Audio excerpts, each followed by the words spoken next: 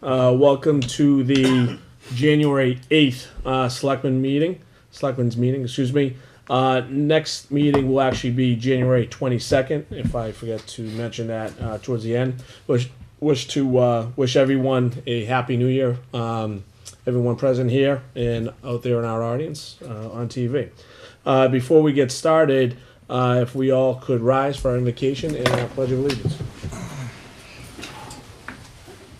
Gary will be doing that tonight. Dear Lord, I would ask that you be here with this board tonight as we go over the governance of our town and as we look over our agenda and all of the items that are in front of us as we have to make the decisions that are in front of us, that you would just give us wisdom. And I ask these things in the manner in which I pray to my Lord. Amen. Amen. I pledge allegiance to the flag of the United States of America and to the republic for which it stands, one nation, under God, indivisible, with liberty and justice for all. All right. So first on our agenda, I'd like to open up a public hearing. We have here tonight a hearing to review a request for Lois Mexicana's alcohol license. So if everyone who would like to be present, come up. The public hearing is now open.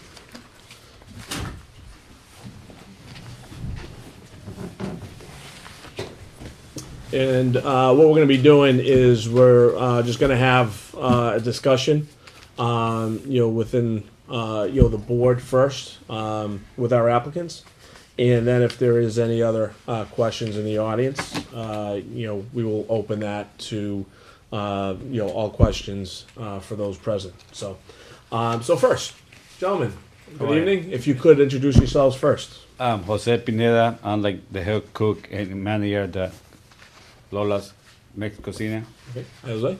And I'm Kevin Oliva. On paper, I've just worked there. Okay. All right. So welcome tonight. So I understand you gentlemen are going through the process of applying for your alcohol license, for the restaurant. First and foremost, everything going okay? Beautiful. Yeah. Thank you. First time seeing you okay? Yeah. Yep. Thank All you. right. Wonderful. Wonderful. So why don't you guys tell us a little bit about why you're here, what what you're going to be doing in terms of serving, what you're going to be serving, things of that nature. The first thing someone walked in, someone told us is like, where are the margaritas? Mm-hmm. So before us, it had a wine and beer license. And so I thought I could transfer that over.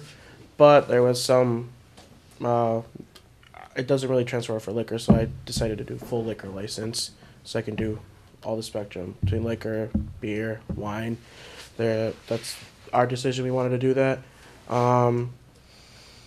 What we are planning to do is mainly do margaritas, but since my father and I have years of bartending, he has more, about 30 years? 30 years. 30 years of Really? bartending, and I have Okay. about 2 to 3 years of bartending for me. So we kind of know the whole thing we have to do. We can do what's it called? Old fashions.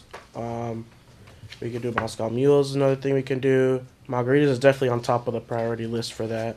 So we're hoping to make that on the priority when we put out the full menu for the liquor license. When we get the liquor license. Good move. Being a Mexican, restaurant, we're thinking because margaritas, different spectrum on the beer too, trying to accommodate to what's being served. That's what we're thinking. In terms of taking care of people in town. Mm-hmm. Thank you. Yep. Okay. What are the hours of the restaurant now? Just so everyone knows. Weekdays till Thursday we do from 12 p.m. to 8 p.m. And then for weekend, Thursday, Friday, Saturday, we have 12 p.m. to 9 p.m. And then Sundays we're closed. Okay. All right. Fantastic. Anything more to add? No. We are hoping maybe after the lease is done, because since we're leasing the business for a year, Mm-hmm. anybody who's gone to the restaurant will see that there's a left part of the restaurant, which was known as an ice cream shop. Sure. And we were talking between my family and I, if we possibly could just turn that into a bar type area so people can sit down and have drinks or have some appetizer. So that's what we're hoping to do Mm-hmm. in the long run with this liquor license. So short run is basically selling margaritas along with the food, selling any type of liquor or beer or wine that we can with the food. The long run would be I'm actually going to create some type of bar atmosphere for that. So you can have the right side, which Great, is yeah. family dining, kids and family can eat there. The left side can be more of appropriate atmosphere for the bar. Okay. That's one thing we were trying to look for. Great. And when are you thinking of doing that? Probably till the lease is over. Okay. Mainly because we don't have the full right to change anything to our free will. Yep. We'd have to go through our landlord. But just to keep things simple for the lease to end, then after the lease is done, we're gonna hope to do that. Okay. Mainly because it's also set as a ice cream shop. So once that lease is over, I could possibly get rid of some appliances that are there that are not needed, and I could make the room bigger. Okay. Makes Always sense. staying within capacity, always thinking of staying capacity, see how we go, because that's the main goal. What we have for capacity, we don't want to go overcrowding either, so Sure. that's the main goal, like that we just had the piece of equipment that's required by the state that is probably one of the new, because I work in the grandfather building, they call it, Durgan Park is one of the grandfather buildings, so new equipment went up, we're staying within, the specific what the state requires. So we're thinking, keeping it like that, stay within capacity and limit working with the law. That's what that's our main goal. Got it. Yeah. Okay. All right. Okay. Board members, do we have any questions? Yeah, go ahead. You want to start? Sure. All right. Go ahead, Steve. All right. My first question was, I'm just looking at the application. It looks like you guys have here the start of the lease would be October 1, 2018. That's when you're applying for this to start the liquor license? No, we thinking as soon as we're gonna do it, like the next, if we, once we get the approval, we're going right the next step, which will be probably go to the state application. Yeah. Once if we get approved, that will be next. We want it as soon as Get possible. as soon as possible. Yeah. Okay. So, yeah, I'm just looking at the app. Did you see that, Mike? That the lease term is from 2018 to 2019. I would think that would have to be switched, right? Because you guys are operating it under your current lease, which was 2017 to 2018, right? It's on page 2 of the application. Oh, on the The occupancy of premises.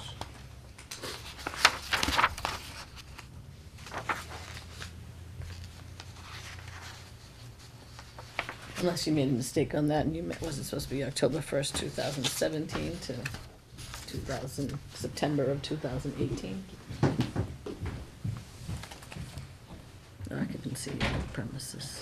No, the lease began on that time. Well, it's not October Oh, 8th, 2018. Okay, I see what you got. 2000, Oh, I see what you, okay. Yeah, yeah, so you should split. All right, So I'll change it. 2017. That's So you guys wanna 17 do to it? 18. to 18. Yep. That's good. Put it all in. Okay. No, that's minor, but I just wanted to point that out. I had some questions regarding, and this may be for you, Mike, in terms of, so I looked over the lease agreement, and it looks like it's a lease between the landlord who owns the premises, so owns the building, between him, the business owner, which is the pizza factory, and then the tenant, which is Kevin here is the tenant, or the LLC. Do they have the current beer and wine through the state, is that attached to the premises of the building? Or No, it's. in the no, state's eyes, so not in the eyes of the town, but just in the eyes of the state? I'm wondering if we grant one here, are there gonna be two on one But they premises? didn't renew. They didn't. It's They didn't renew expired. it, so it's expired. gone. It's gone. In the eyes of the state as well? Yeah, It is, so not just within our renewal process? No. well, our renewal process is theirs, Okay, so if making they didn't sure. get one, then it expired. okay, all right, And they didn't renew it for all of last 2017. okay, It hasn't been. They've been in without effect. alcohol since they moved in October. okay. Yeah, and the pizza was closed, so it was no license. So since 2016 that they've served alcohol there. Okay. Yeah. All right. The other question I had was, in terms of what you guys are paying today, it looks like you're paying the landlord and you're paying Pizza Factory. Is any of that tied to any sales of alcohol percentage of? So far, no. It's all just a Just flat? directly, yes. Yep. Okay, and there isn't any other interest besides your own? There's no indirect or direct Yeah. interest Yeah, with the landlord, with the No. pizza factory? No, okay. No?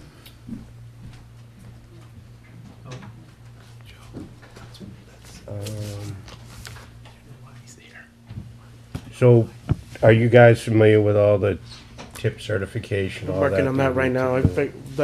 I looked online and we can get tip certified online. Okay. So I'm definitely gonna get that going. Okay, all right. And you guys are prepared to take on this new license? I mean, it's a big Definitely. Oh, yeah. commitment, it's a big responsibility. Might right? even, if we get approved at one point, we might, we won't, gonna play it safe. We even gonna get the machine that does, we check ID because we done this for years. We always check ID, but make sure we get the, one from the state that, is the real ID that we're gonna be running. Like, a lot of places, they just check and, no, we're gonna go make it physically check, make it work. That way, we're not risking anything, yeah. Okay, all right. And you understand that any type of alteration that you guys do, you'd have to come back to us with as part of the licensing, so. Yep. Just like you said, if you wanted to do the ice cream into a bar, that's, So I figured I'd wait till that's you're fine, but having we it. have to review it through this board again with that license, so, Mhm. okay, yeah, as long as you guys understand. I think that's all my questions for now. Okay. Sorry I'm late, Mr. Chairman, David, how are you? and I'm usually in my, Peachy, huh? not my normal attire, so I apologize for that.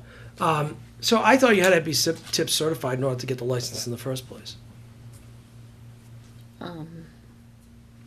We don't have anything. I don't know if we have in our regs if it says you have to be tip certified before you get the license. I'd have to I don't know look if it's that part of the up. process, but it is a requirement Yeah, I to thought that serve, Be was- a requirement. to serve, Right. yeah. So even though the license would be granted, they wouldn't be able to actually serve until they received a tip certification. That's the idea. You Yeah. can't serve it until we have it. That tips, So during the process, I figured I'd see how it goes here right, and then get it accordingly. okay. Because I got a feeling that the state might bounce it back, no? Without that tip certification? I don't know. Well, let's see what happens. Yeah. We have a representative from the state in the audience tonight, so maybe we can ask him. All right, I have no questions, further questions, Mr. Chairman. Gary? Yeah, I want to be in favor of this, and I want to see it go smoothly for you. So a lot of times I look things over also. Now, you're showing on here on page 2, a patio deck outdoor area of 1,000 feet. That's in the same place as parking, so I'm just wondering if, because I don't think we allow outdoor, do we allow any We don't. establishments downtown now with outdoor facilities? No. Yeah, so and I don't think you have a patio or a deck at this time. Yeah, I just put it down So as I parking, don't- just in case, like, Yeah, that's you what I wanna know thought. those- You might have thought that, and parking may apply there. I don't know. But maybe if Janet can look that over, because I do, when this goes to the state, I want to see it go smoothly for you. That's on page 2. Because I noticed in the application, it told me you guys want a small schematic of the area, so I figured along with the schematic, I have to put my outdoor area as my parking. Well, that's, so that would be my next, I mean, you've got a small description of the area. It looks rather adequate here in the package. But I was wondering, where do you intend to be your serving area at this time? I would think that I know you told me your future plans, but at this time, Just be where do you indoors, intend that within the- serving area to be? Just at the same counter? Within the dining area, and even if I don't have next door as a bar, I can still have food on the premise as well, but within the premise of the building. That's probably more for our building inspectors too than us, but I mean, like I say, I ask these questions because I want to see it go smoothly for you. And then the other thing is your application, a lot of this is dated in November of 2017, and I'm hoping that is still gonna be good for 18. Because many times we can get requests in November for a liquor license still for the year. So, but these, typically these run from January to January. So, Yeah, I just think the requirement was you had to wait 10 days after the public hearing, so it just happened to fall so the from request would be that this is when you pay it, but the public hearing would be today, so it would be for this year? Yes. Okay, that was just all. I didn't want them to be losing their money that they spent in 2017, because it's not applicable for Right. For this year. It's not Yeah. being, it'll take the state at least. Did you see what, 6 weeks probably for, did you see there where I meant on that page too, where it is, they've got down a patio or a, right. you know, Yeah, and there is, that probably should be, there is no think zero. patio. Should be eliminated. yeah. Okay. So that's, I can, that probably should read 0. Yeah, right, because within the list, we only, so far, inside, we're not even patio, we just. At only some work- point, maybe we'll see it here, but Yeah. you know, someone's bound Eliminate. someday. I think we've had that request once before, maybe. Oh, yeah. From another establishment. That was about it, Mr. Chair, right now. Okay. You know, All right. David, did you have any other Yeah, questions? so in the past, certainly not this time of year, but in the summertime, there's been some tables out there, if I've noticed, a table and chairs, like 1 or 2 tables. Right, I think Yeah. Pizza Factory had some out there. Right, yeah, we want to make sure that that's not the case here, especially with this alcohol, because somebody could bring it outside. So we want to make sure that, you know, if you're going to serve alcohol, it's all kept on the premises, Within the premises. indoors. Right. Okay. I think it's mostly when people want to go out and smoke. Right, right. But sometimes they like to take a beer with them, too. Yeah. A margarita, you know. Yeah. So, all right. No question, other questions, Mr. Chairman? Okay. All right. Anybody else on the board have any questions? No? All right. With no other questions from the board, I'd like to open it up to anybody in our audience. Does anybody have any further questions for the board or our applicants? Going once? Twice? No? All right. Fantastic. All right. So with no other questions, I'd actually like to close the public hearing. Okay, and on our side from the board, I'd like to hear a motion for the license. I just want to get the date straight before I make the, so, Mr. Chairman, I make a motion that we approve a alcohol license for Lola's Cucina Corp., 121 West Main Street, the manager being Kevin Oliva, and that's not to expire anytime, right, Janet? Just Is December 31st. 31st. December 31st, 2018. I'll second. Okay, we have a motion and a second. Do we have any further discussion? Just a quick one for Yes. the audience. So we have, there is no quota that's the town has in terms of the population. It's just 14 all liquor licenses, right? That's by That our is population. based on the population. Oh, it is based on the population, We okay. get 14 And based on All of- population. Yeah, how many have we used? This will be number 6. And this is the section 12, so the pouring Yes, right, permit, on right? premises. The on-premise pouring. we get Okay. 14 of those. Gotcha. Okay. Perfect. Okay. All right. Any further discussion? No? Just, yeah, it's up to us and plus the state, I guess, but the state looks more at, They'll do background checks and yeah. query checks. And, so, this may be adding one more than we've ever had in town, but we've certainly also increased our population from the old days, you know, but, so. Oh, I did have one more question. You do. If I could, Mr. Chair. Gary, you all set? You good?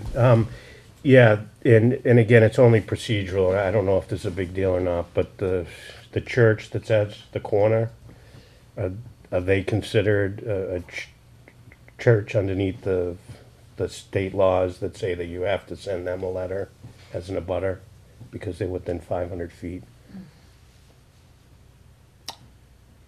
Again, I just want to make sure that you guys don't get Yeah, 'cause any we- issues with the state, but I don't know if we we've done went to that. the assessors, when they checked. Yeah, I didn't see the church that's there now, though, at the corner, That's right. so I'm not sure. Hi, Inkelena Nakuchi. So I'm representing Splendora. That Oh, she's with us. the restaurant is here today, so in full support to them. They are great tenants, so we want to support and we appreciate if you do as well. But my question is that this is a public hearing, so maybe the church should have known, and the restaurant right next to them, actually it's operating with alcohol. So what difference will make them operating and having this license? Yeah, I'm just referring just to the state I'm requirement. sorry.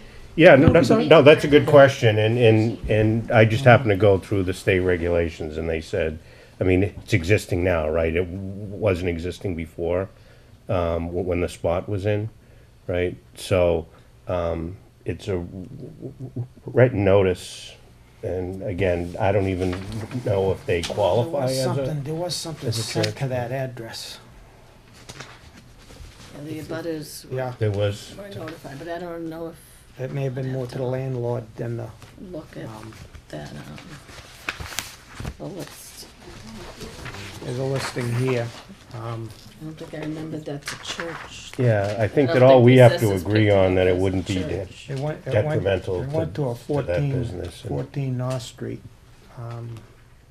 I don't know if that, the Well, address that's- of that church or not, but, that's or it just just Main, may be right? the landlord for the whole premise.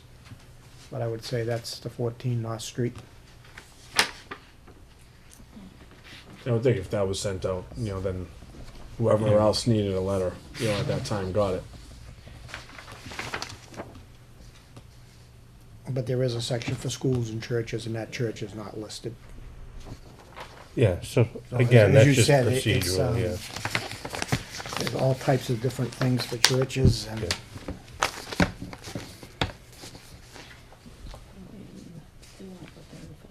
First But that was a very good point, too. Yeah, There is that al- was- there is already one establishment even closer, so. Yeah. I guess that didn't bother the church. Yeah, I mean, I'm not opposed to it. Again, it's all just procedure if the state's gonna reject it because of that. You see anything, Janet? This was,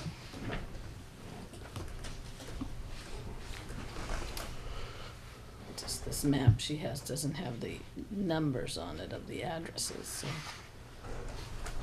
I don't know if that address was notified. Well, I'd have to All right, go, well, what? because there's we no can always look- addresses we can on always the look at it. building numbers, So why don't we look at that?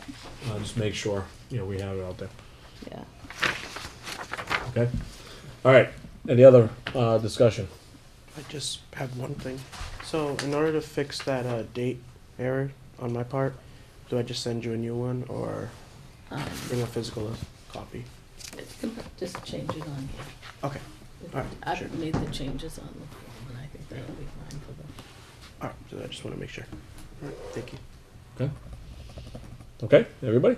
Any further discussion? Let's do it. No? All right. So we have a motion, we have a second. without any further discussion, all those in favor? Aye. Aye. Opposed? Okay. That being said, we have unanimous decision here, so you guys are good to go. Thank All you. right, thank Okay. you very much. We wish you the very best, gentlemen. Thank you. Okay? Good night. Have a good night. Good night. Just here, Mike? Just one spot? Are all of us? I'll have my. If you have that, you can send it. Send over to you. Thank you very much. Janet, do they all sign or just Joe? Thank you very much, everyone. See you, Kevin. Thank you. Good night. Thank you. Good night. Want to sign that? Need a pen? Actually, I think it came with one. Oh, it's in the truck. Look at that. All right. Cleared out the room, practically, for one thing. With one down, I want to stop there. So first and foremost, before we get going, I would like to recognize all Georgetown agencies last week in town that helped with the storm. Obviously we had some snow. It was very cold. I heard from some people who were having some issues with their homes out there. And I think our town agencies did a wonderful job in helping those people get through a very difficult time. That includes Peter Durkee and the Highway Department, our Light Department, certainly our police and fire departments, water. I'm sure was part of that. But and if I'm forgetting anybody, to include yourselves as well. I think we did a very good collective job, in town to make sure that everyone got through it. Nobody was harmed. And again, I think it shows, the power of communication and really just reaching out to everybody and making sure that everyone kind of lends a hand. So I want to applaud everybody in town for helping the folks out there. Secondly, I would like to recognize Senator Tar, who's in the audience tonight. It's a pleasure to have you here, an honor. Thank you for joining us tonight. It was certainly a surprise. Mr. Chairman, if I may indulge you and the board for just a minute, I just have a little bit of news to deliver. Certainly, absolutely. Come on up. Well, thank you, and through you to the members. First of all, Happy New Year. Happy New Year. Nice to see you all, and I'm glad we all survived the storm. Yes. But I did just, I was on my way to another meeting, wanted to stop by and just ask the board's indulgence to let you know that we have been talking over the last several months, you and I in particular, and others as well, about trying to do some economic development planning for the town. You're aware, I'm sure, that we had put some money in the budget to help the town for that, in the state budget. That money was vetoed. The veto was overridden. And I am pleased to tell you that we have information now that the money will be released. Okay. And so we're going to be working with Mike. We're going to reach out to you in the next couple of days about process.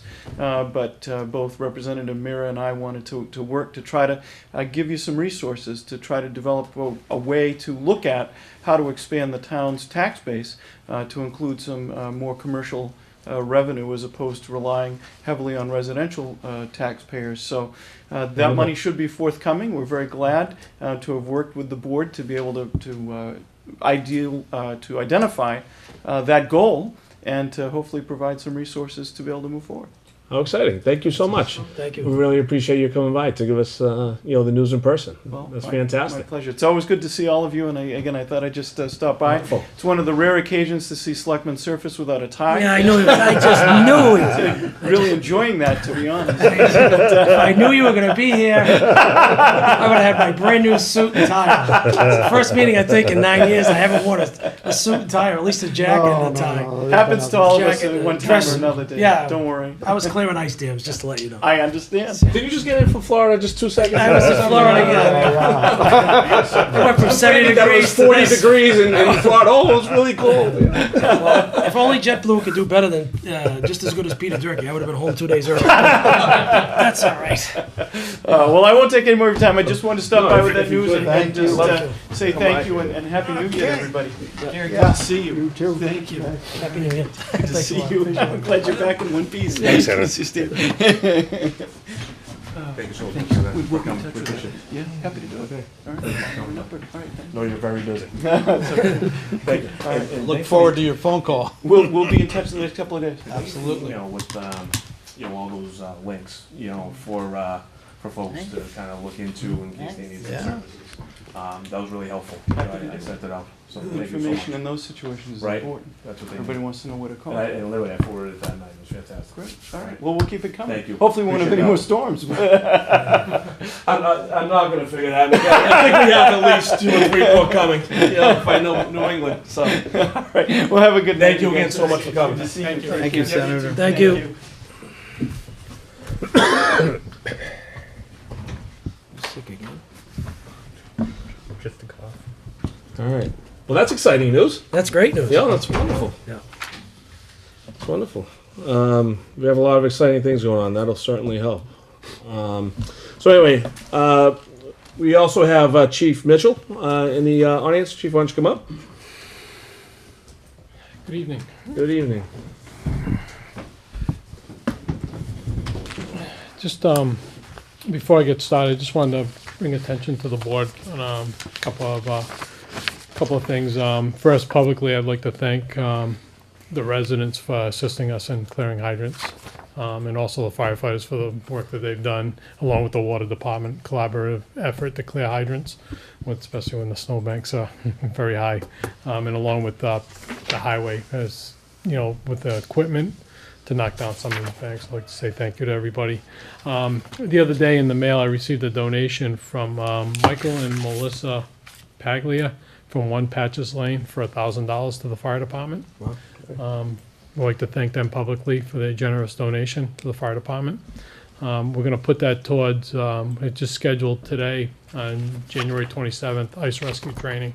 I have an outside instructor coming in to do a ice rescue technician certification class, which the certification will be good for 5 years for our members. So we're going to be using Rock Pond, and we got a couple hours of classroom, and most of it's hands-on out in the water with the suits that we have that protects us the exposure, using our existing equipment, and also learning some new techniques as well.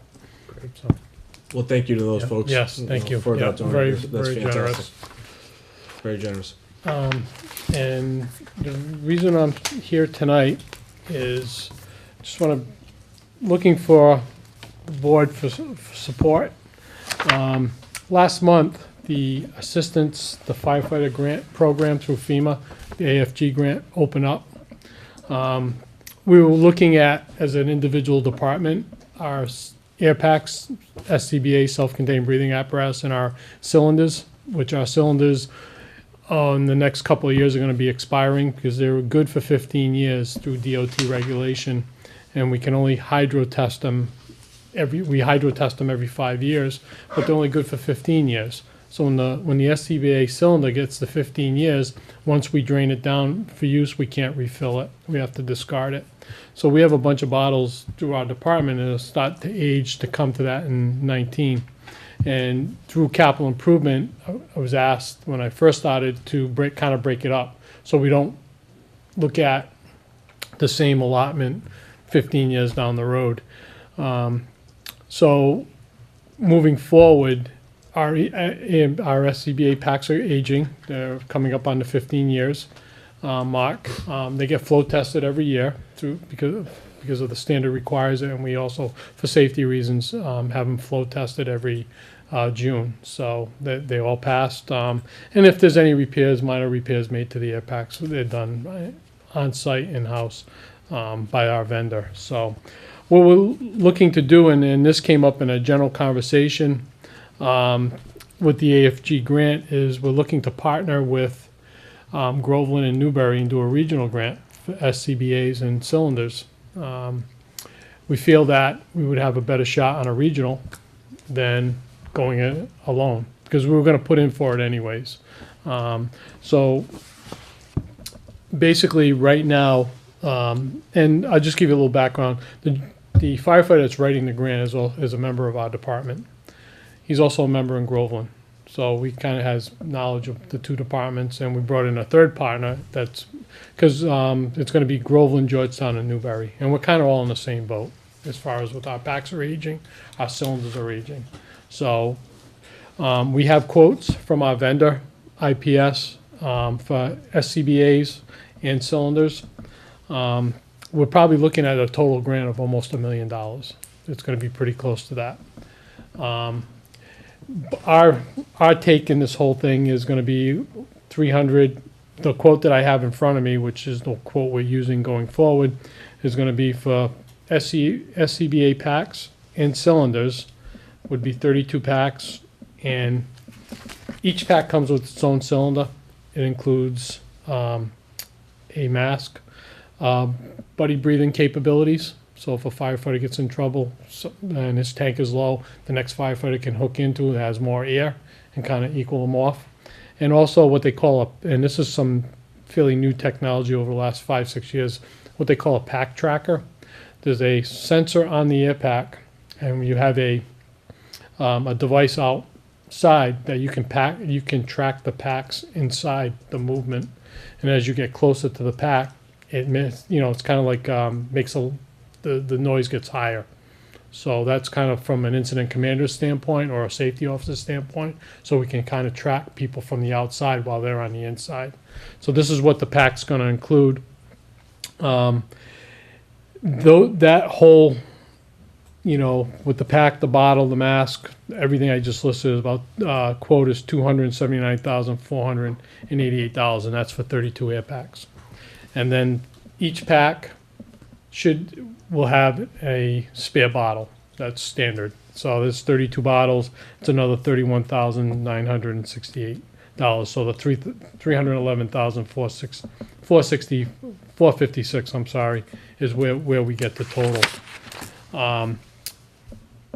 Last month I went with Chief Janvrin from Newbury. We went to IPS down in Wilmington, and we went to a kind of like a half day. Scott brought in their sales reps and their regional people, and they showed us the newest pack. And that's what we're looking at right now, and that's what the quote that I have from our vendor for us.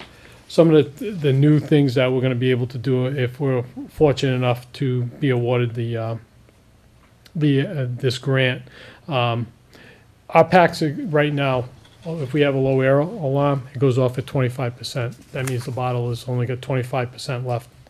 The new packs are going off at 33%. So it's going to allow our members, when they go down low on air, to get out sooner. The frames, the face piece design for the mask is there's more vision, plus communication. You can hear better with that. They're going to be easier to decon because the packs right now that we have, we can't really take them apart, the straps, to decon them after we use them. These new packs, you can take the straps off the bracket. So you have the bracket, and then you can wash the straps and also hose down and decon the frame. Plus, the one good thing about the new packs is when you bend over, the pack kind of moves with you. So there's that adjustment on your lower back, because when you put an air pack on, once you cinch it up to your shoulders and you put your waist strap on, you're supposed to release your straps a little bit and get the weight off your shoulders, put most of the weight on your hips. So that's going to allow us to do that as well. The lightweight, one of the biggest things is the interoperability. This grant is basically going to cover for firefighter safety approximately 100 firefighters between the three towns. We feel we got a pretty good shot going that route than if we all went in on our own.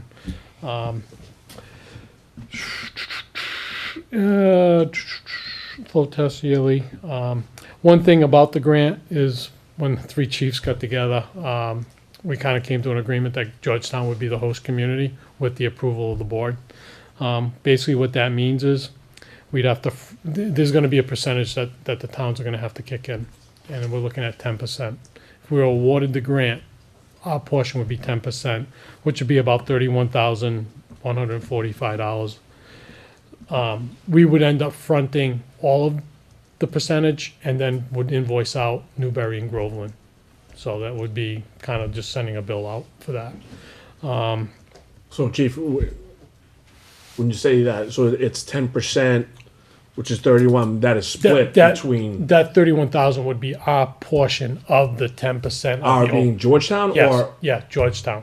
and then what is? So what if are the if other it's $1 10%? million, 10% would be $100,000. Oh, so it's okay, of that, okay. Yeah, I that thought- that 31,000 would be our small portion Got it, of it. okay, So, okay. but wasn't being the sure. host community, we would have to front, if it's $1 million, for example, would be the 100,000, then we would invoice out.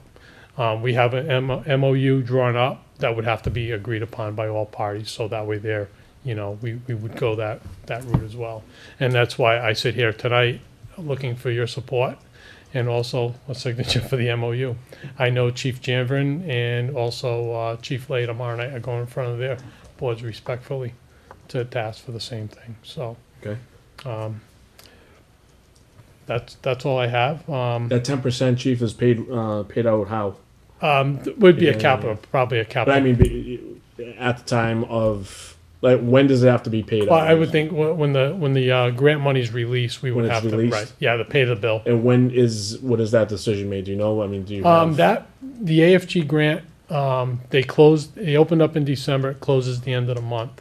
Okay. And then they'll take a couple of months to go through peer review. Okay. And then as we go down the road, through the 2018 grant cycle, they award stuff every month when they start awarding. So we would just monitor.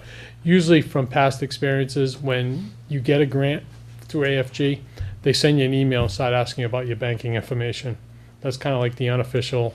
If they're looking for your banking information, they're looking to find out where they can transfer the funds to.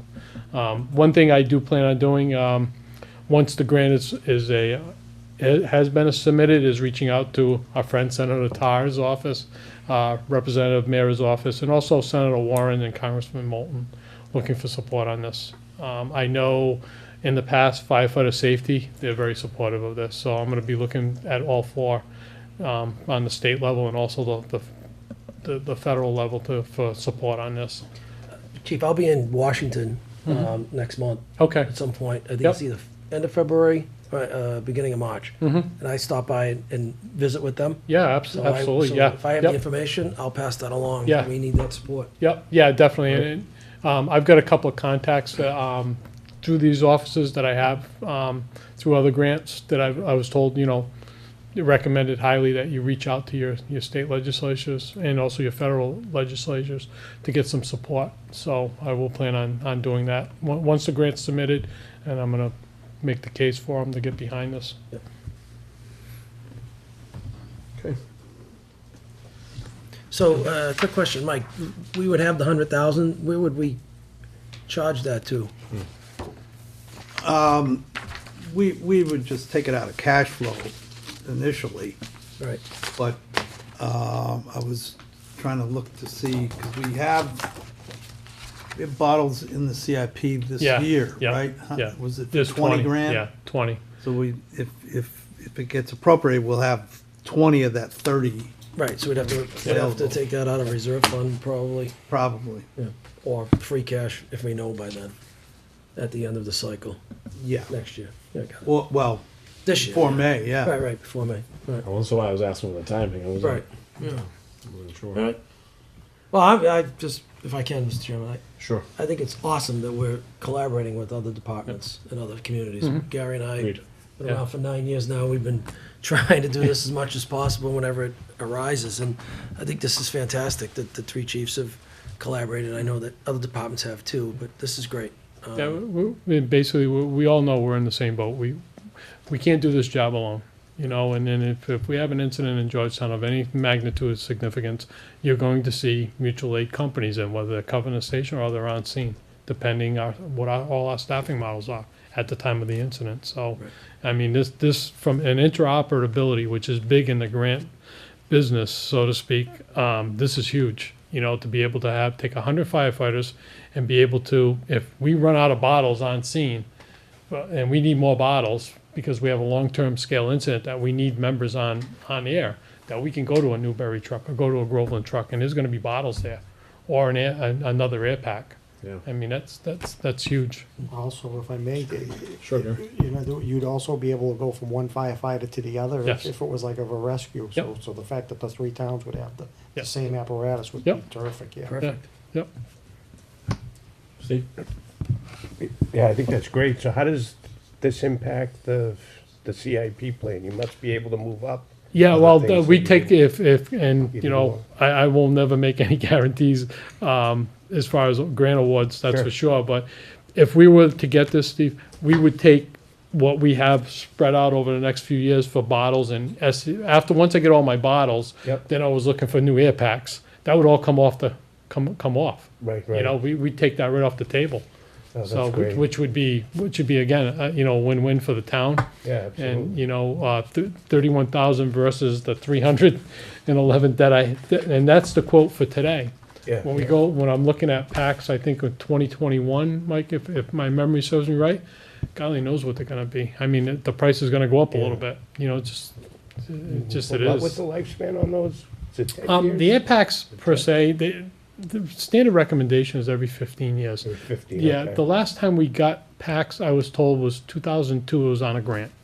So, and the bottles, you have to discard them after 15 years. Mm-hmm. You have a bottle that's on a pack at 15 years, once you drain it, whether you use it for training or you use it for an incident, you can't refill it. That's federal law. So we're kind of mandated by federal law, not only by fire service standards, but also federal law on the cylinders.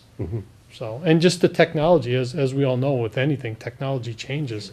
And this technology that we'd be able to gain would be, you know, definitely right up there. Yeah, that's awesome. What's the time span you get out of a bottle? Like around 45 And, minutes? well, usually they say a 30-minute bottle, you're gonna get about 20 minutes, but it also, there's a lot of factors. Conditioning, what you're doing, you know, Yeah, is how- going to Right, yeah. going to dictate how much you're really gonna get out of a bottle. So, Chief, if my math is correct, you said there's a 15-year life cycle. Yep. And you got the last ones 2002. 2002. Okay. So these are already. Well, they get tested, that's fine. they get tested every year, and they're by the standard. If our vendor said you gotta take the pack out of service, I'd be sitting in front of somebody saying, I need money. Well, and that's, But I guess. And so we are making sure they meet the standard. Okay. The cylinders, we have to discard them. So I kind of made the decision to say, look, we need bottles. Because our air supply comes from Hamilton, town of Hamilton. If we have an incident where we need air supply to fill bottles on scene, if they're not available, then we're going out of New Hampshire. So, I mean, I was federally mandated for the cylinders. So that's why and I was asked by capital improvement to kind of break it down, because I think in 19, we're gonna lose half our bottles because of the hydro testing dates. All right. So if we don't get this for whatever reason, right? What is the backup plan? The backup plan is to resubmit to capital improvement and say, help. I'll be honest with you. But, you know, like I say, is that's why I'm gonna reach out to our legislators, both on the state and the federal level, to get behind this. And I think, you know, as we've been told, you stand a better shot on a regional level, going after something regionally than you do on your own. So back to the time frame, Chief. How long do we have that we can wait before we have to just Well, say, okay? they're gonna be coming in, well, the bottles, we're looking. So how long are we going to wait to get a response on the grant? grant? The grant, you're probably looking in the next 9 months, once it's submitted. And we have that amount of time? Yeah. That we can wait? Okay. Yep. Okay. Okay. So you mentioned an MOU, right, between Yep. the three towns? Mhm. Do you have that done already? Yep. Has our legal looked at it, Mike? I can forward that tomorrow to legal. Yeah, you should. Yeah, Yeah. I've got a copy of it here, but I'll forward it first. So you actually need a vote from us tonight?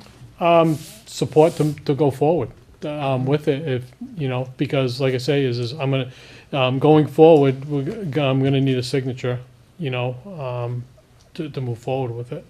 And that's why I came in front of the board tonight. Is there a concern that we're going to vote on this before legal? You know, can take a look at anything or? Well, I think we can make it subject to legal Yeah. review, Yeah. and then legal review and review of the town administrator, and give Joe the authorization to sign it. Why, I mean, because we have another meeting on the 22nd, you said it's due by Yeah, month end, right? Yeah, by the month end. The narratives are gonna be done, should be done by the end of the week, and then we're gonna meet to review them. And then there's also, it's gonna be submitted to a grant reviewer to review the narratives before it even gets submitted by the end of the month.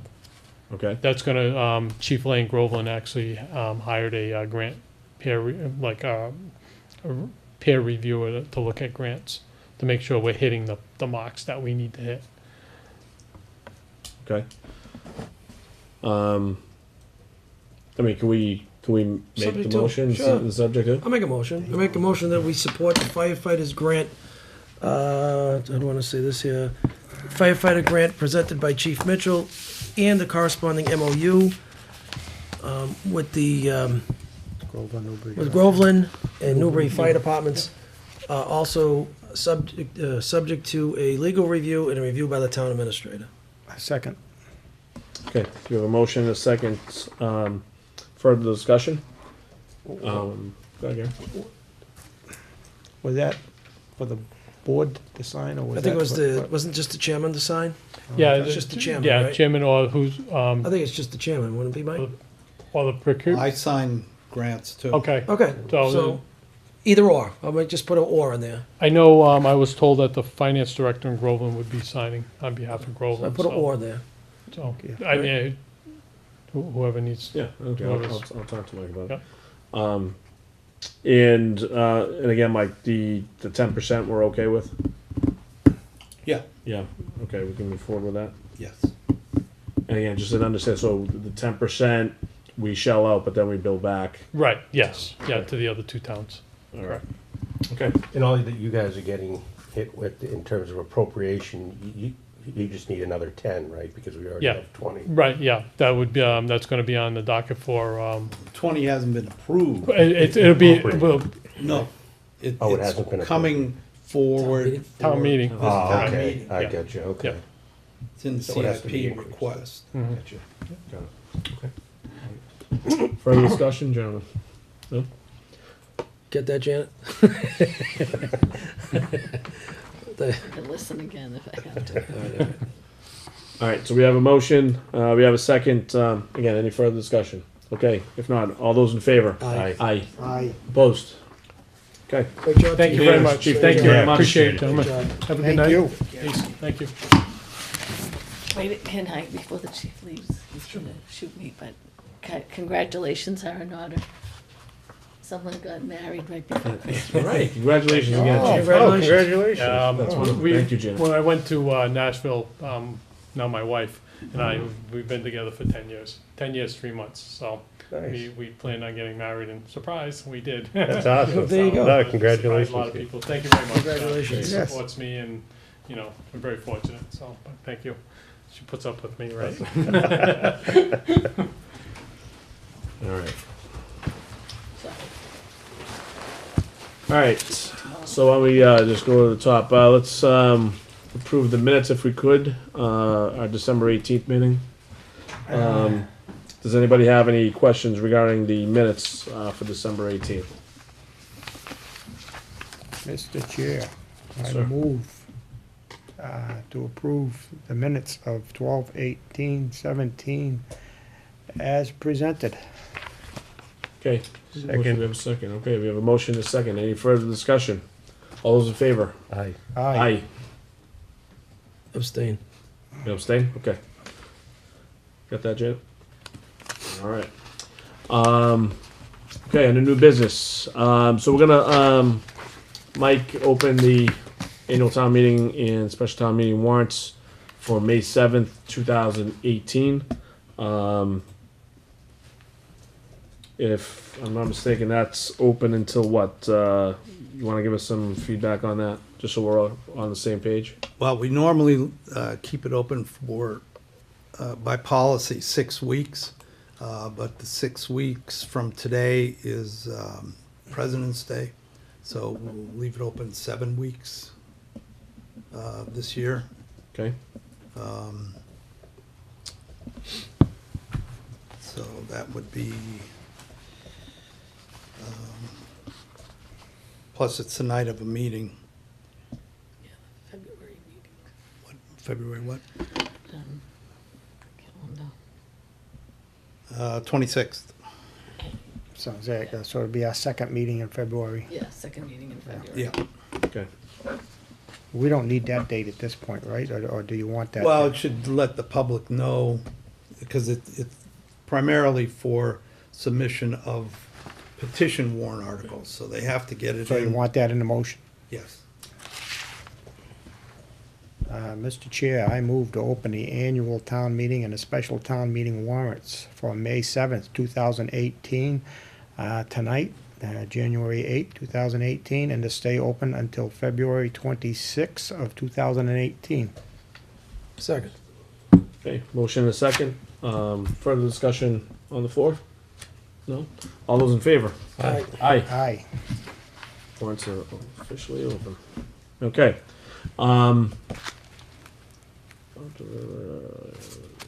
Like, what am I doing with this, draft committee recommendation? Should I just read it? Yes. Alright. Okay, so we do have a traffic committee recommendation, on, dated December 13th, 2017. This is to the Board of Selectmen from Sergeant Kevin, DeFeo, DeFeo? DeFeo, okay. Is that the real Italian way to say that, David? Yeah, that's how he pronounces it. DeFeo, I think it's DeFeo. That's the North End, DeFeo, yeah. Yeah, DeFeo. DeFeo is the North End pronunciation. Alright. This is the North Shore. This is, I guess so. this is the Merrimack Valley. See, my mother, if she was here, you know, she'd tell us we were all crazy. All right. This is in regards to section 193 of chapter 218 of Acts 2016. You got that, Janet? Yep. All right. So, to the Board of Selectmen on December 12th, 2017, at the Traffic Committee meeting, we voted on 2-1 to recommend to the Board of Selectmen to, number one, adopt Section 193 of Chapter 218 of Acts 2016. This allows the town to lower speed limits in thickly settled areas from 30 miles per hour down to 25 miles per hour. We are recommending this change to take place on not all streets, but on certain streets. In a vote 3-0 to recommend to the Board of Selectmen to lower the speed limit on West Street from 30 miles per hour to 25 miles per hour, as suggested by the Georgetown Conservation. Thank you very much, Sergeant Kevin DeFeo. DeFeo. Sorry, Sergeant. You'll know his name when he pulls you over. Right? More so, it's probably my wife. She's on the menace. Yeah, I'm just saying how it is. Yeah, that's on record. So anyway, we have 2 things that were voted on. Do we have any discussion? I know Gary, you're on that board. Want to shed some light on this a little bit for us? As best I can.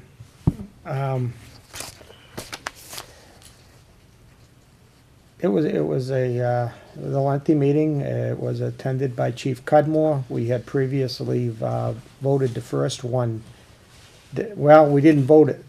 A motion was put forward earlier to recommend it, and it did not receive a second. Chief Cudmore asked us to take another look at this, and he came in and presented some things, and it got that vote got changed 2-1. I was the dissenting vote.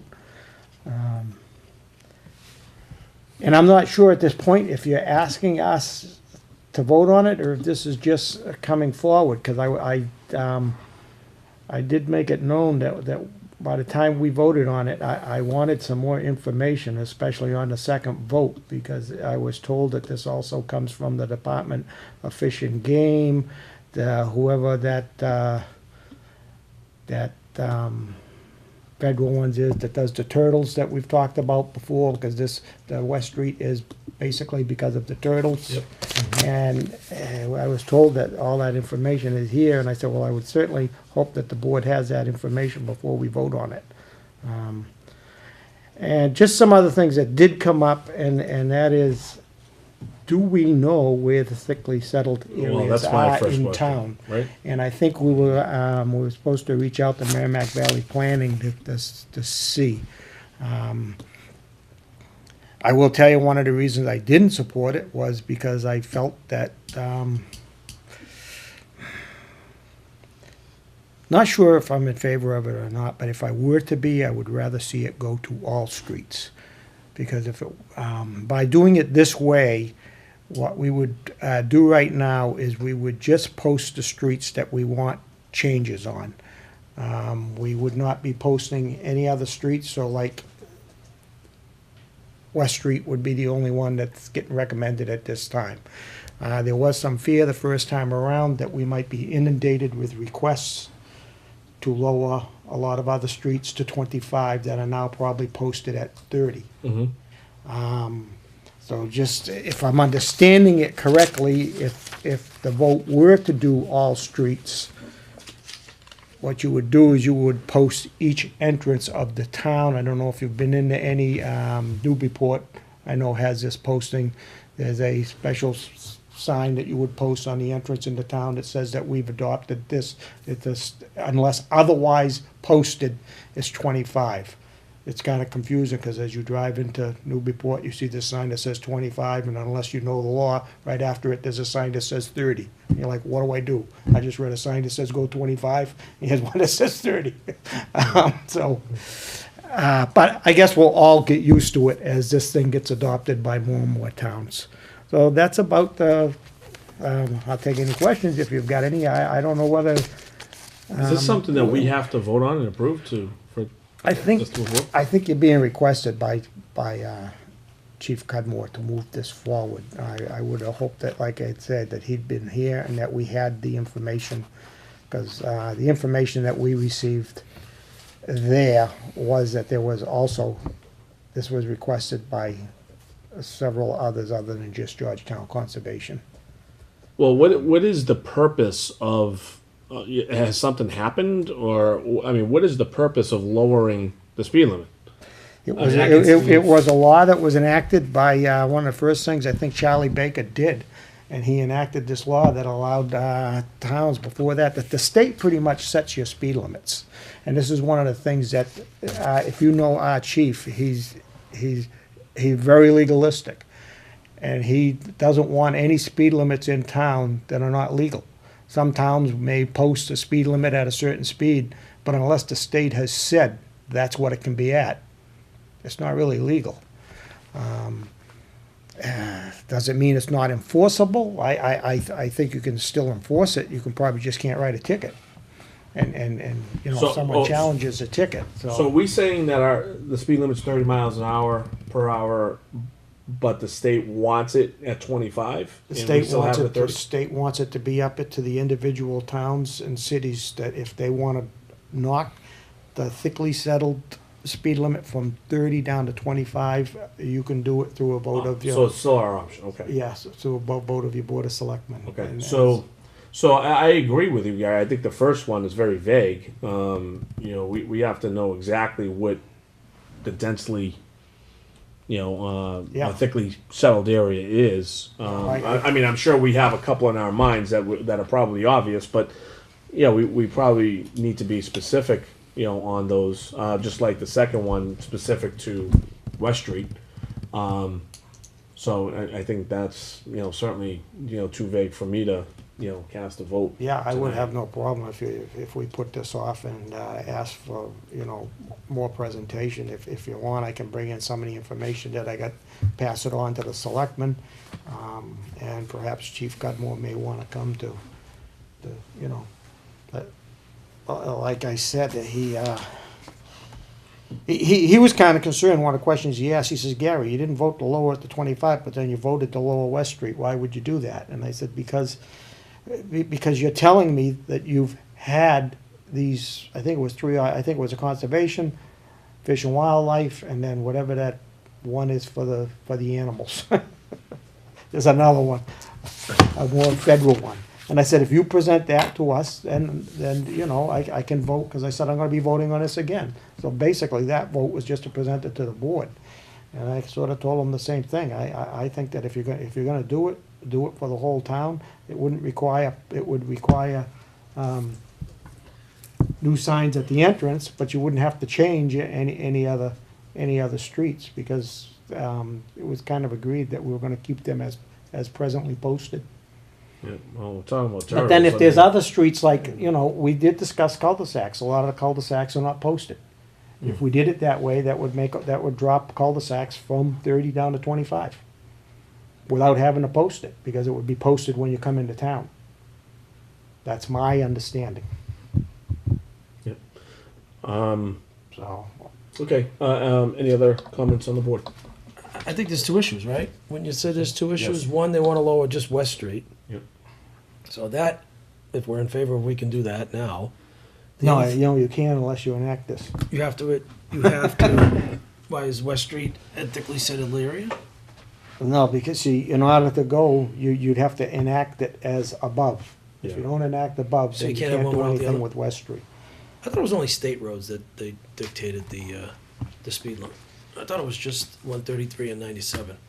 I thought the side streets, we could dictate the speed that we wanted. think the No, state had I anything to can do with remember it. this from the past, I mean. Yeah, I know, I remember. We When, had when, these when you issues get, before. it gets interesting, because when you get the state to come in and help you with the street, many times when they do that, push they it up. will post it, they will come in and look at it and post it at the speed limits, and that's why, if you probably can remember, there's been times in the past where we've said, be careful when you redo a road, because if there's somebody asks for it to be checked by the state, many times they go up, not down. Yeah, right. Right, I remember that. Well, to your You know, point, David, I'll say this. I mean, if this has to, be voted on together, it's a much different mindset. Yeah. Because in my head, I'm in favor of one and not the other. At least right now. Well, it says we can adopt it, but that doesn't automatically knock everything down to 25, right? No, if you adopted it as it comes in here, you would not be changing any other streets, they'd stay as posted. The only one that they're recommending that you lower is West Street Right. because of the turtle issue. So if we adopt the first thing, that gives you, it says may, doesn't automatically Right. change everything. So that leaves it up to our discretion for all thickly settled areas. Which I don't have a problem with. More control of our own streets that we have, the better. Then we, Well, does that include 133 and 97? that I don't know. That's a good No, question. because Because let me tell you, we have enough Those are state cars going roads. through there. We don't need to slow up traffic there. Yeah, but the problem, well, it's already 25. Most of it's already 25. Is it 25? See, I thought it was Right As you through get from the closer city, to the yeah. center. to the center, right? Town, but Exactly, other down than that, there. it's about Right, once you make the 35. curve of Elm Street, then it goes up, what, 45? This is, there was another definition for that area. This would be thickly settled, which is when you Right. get a little more out of the downtown area. Right. And I think it's, houses have to be within 200 feet of each other as an average. I'm just confused about, if I could, Mr. Chair. Sure. I just remember, when learning how to drive, right, the idea was that if you didn't see any speed limit posted, that you kind of assume it's 30, right, in a residential area. So that's what I kind of remember, but I'm a bit confused. that Where'd you s- get your license? You say, oh, in some other country. So that's- No, I'm just, we're in the Oh, city or anyways. in a town? No, in a town, yeah. Yeah. So, I'm just trying to understand the point that you made, that you can post, if we did enact this, that you would post a 25 at the beginning of the street, but any other speed Not the way limit this, signs not the way would they're asking stay? here. What they're asking here is you would not do that. So if we had speed limit signs that said 30, it wouldn't be 30, it would be 25. What this is asking is that we enact the law, but it's recommending that this change take place on not all streets, Right. but on certain streets that this board would in the future vote. And if we And so just- then they're recommending that the first one we look at is West Street. And if we did that, we would replace the signs, is what we're saying. Yes, From West 30. Street would have to be reposted. Now, what came up there is, What's the cost I of all personally believe that there's sections of West Street that don't meet this, now I'm lost for what we call a thickly settled area, because it's a house every 200 feet. Yeah. And when you get down West Street where the curve is, and as it gets closer to the Groveland border, you don't have that. Yeah. So, I mean, you could post at 25 before you're in the entrance, but when you get down to the turtle area, Yeah. it's not any, unless we've got a ruling by somebody that says that's still thickly settled, it's not gonna be covered by this. You know, What's the cost it's just- of switching out all the signs for 5 That miles you'd an have to hour? take up with Peter. That is why I believe the first time it didn't get moved forward. It was, so that it was I'd be- cost initiated. Yeah, I'd need to know about that. And then I think the other question I had was, There was a why cost is conservation recommending speed because of the limits? turtles. Are they crossing the street? I thought they stayed on West Street Fields. What are they crossing over? I'm not gonna go How did there. they What is this, like come up Frogger? with- No, but how do they come up with the 5 miles? I think the soccer people are taking them and putting them out in the road. I don't know what. Mr. Chairman, can I make a suggestion? Remember that video Costanza. game, Frogger? Can I Remember make, Jack this Costanza isn't with whack-a-mole. Can I make a suggestion, Mr. Chairman? Yes, sir. I suggest we table this to the next meeting and we have all parties come and And explain. that is exactly what I was. We're just going around and around and around. I'm Yeah, happy with that. Yeah, I just want to, we spent some time on it. Let's invite Chief Cudmore to the next meeting if we could. Do we want to see Peter here? Just to ask that question about cost. Oh, absolutely. If we could ask Peter There was Durkee some- to be here as well. There was some costs, I think, in the signs in the packet that was presented. So Okay. we can, Peter is on that committee. yeah. He's on the committee as well. Okay. Yeah. So if Traffic and if they police. could be here, traffic and police would be great. I don't know if I'd you like want, to know I don't know if if we you have want any studies conservation, because they're the one that sort of has reducing moved 5 this whole miles thing an hour, if forward. that contributes to Well- saving. It initially came in front of us from conservation, not from Chief Cudmore. Okay. All right, we're gonna move forward, gentlemen. Mr. Chairman, one Yes, other sir. thing on the traffic Yeah. that Mr. Dawes, Selectman Dawes wanted me to mention was about the parking spot in front of Lowe's is supposed to be 15-minute parking. That's right. Is it been marked clearly, and is that being enforced? That has come up at the traffic I study haven't seen the committee. sign. Is the No, sign there? I don't think it has been posted. That You has just come have up to know. on the traffic study committee, and Peter is You aware. just get a ticket. Peter is aware of that change. I think he may be waiting for the sign. I'm not sure. All right, can we make it an inquiry? Mike, can you just, if you Yeah. would, and let us know? That would be my suggestion, Mr. Chairman. Okay. All right, going down the list, the disclosure for Mr. Journey. Mike, can you bring us up to speed on this? I'm sorry, I was, On the disclosure from Kip? oh, yeah. It's pretty cut and dry. Being a employee of the town by virtue of being an appointed official on a couple committees, Mr. Durney has been asked to do a website for the Drug Prevention Committee, and he has to disclose that he has a financial interest in the contract, and just needs you to accept his disclosure. Okay. Yeah, we know Kip obviously very well respected in the town, and I think he'll do a great job, putting this together. So, any questions about this? No. Okay. Motion. Anybody? Motion to accept the disclosure by Charles Durney as a member of the Economic Development Committee and the CATV Communications Committee as presented. Do we have to make him a special type of employee for that, Mike? No, that's a different Okay. type of disclosure too. Okay. Okay, I'll second that. Just need- All right. We have a motion and a second. Further discussion. No, it's very, very well, the application is very well filled out. I wasn't quite sure. Apologize to Georgetown Cares, I couldn't quite remember. I was thinking it was a different group, so. I don't think I see any conflict there with the Georgetown Cares group, with what he's on at the moment, Okay. yeah. Anybody else? Okay. All those in favor? Aye. Aye. Opposed? Okay. All set.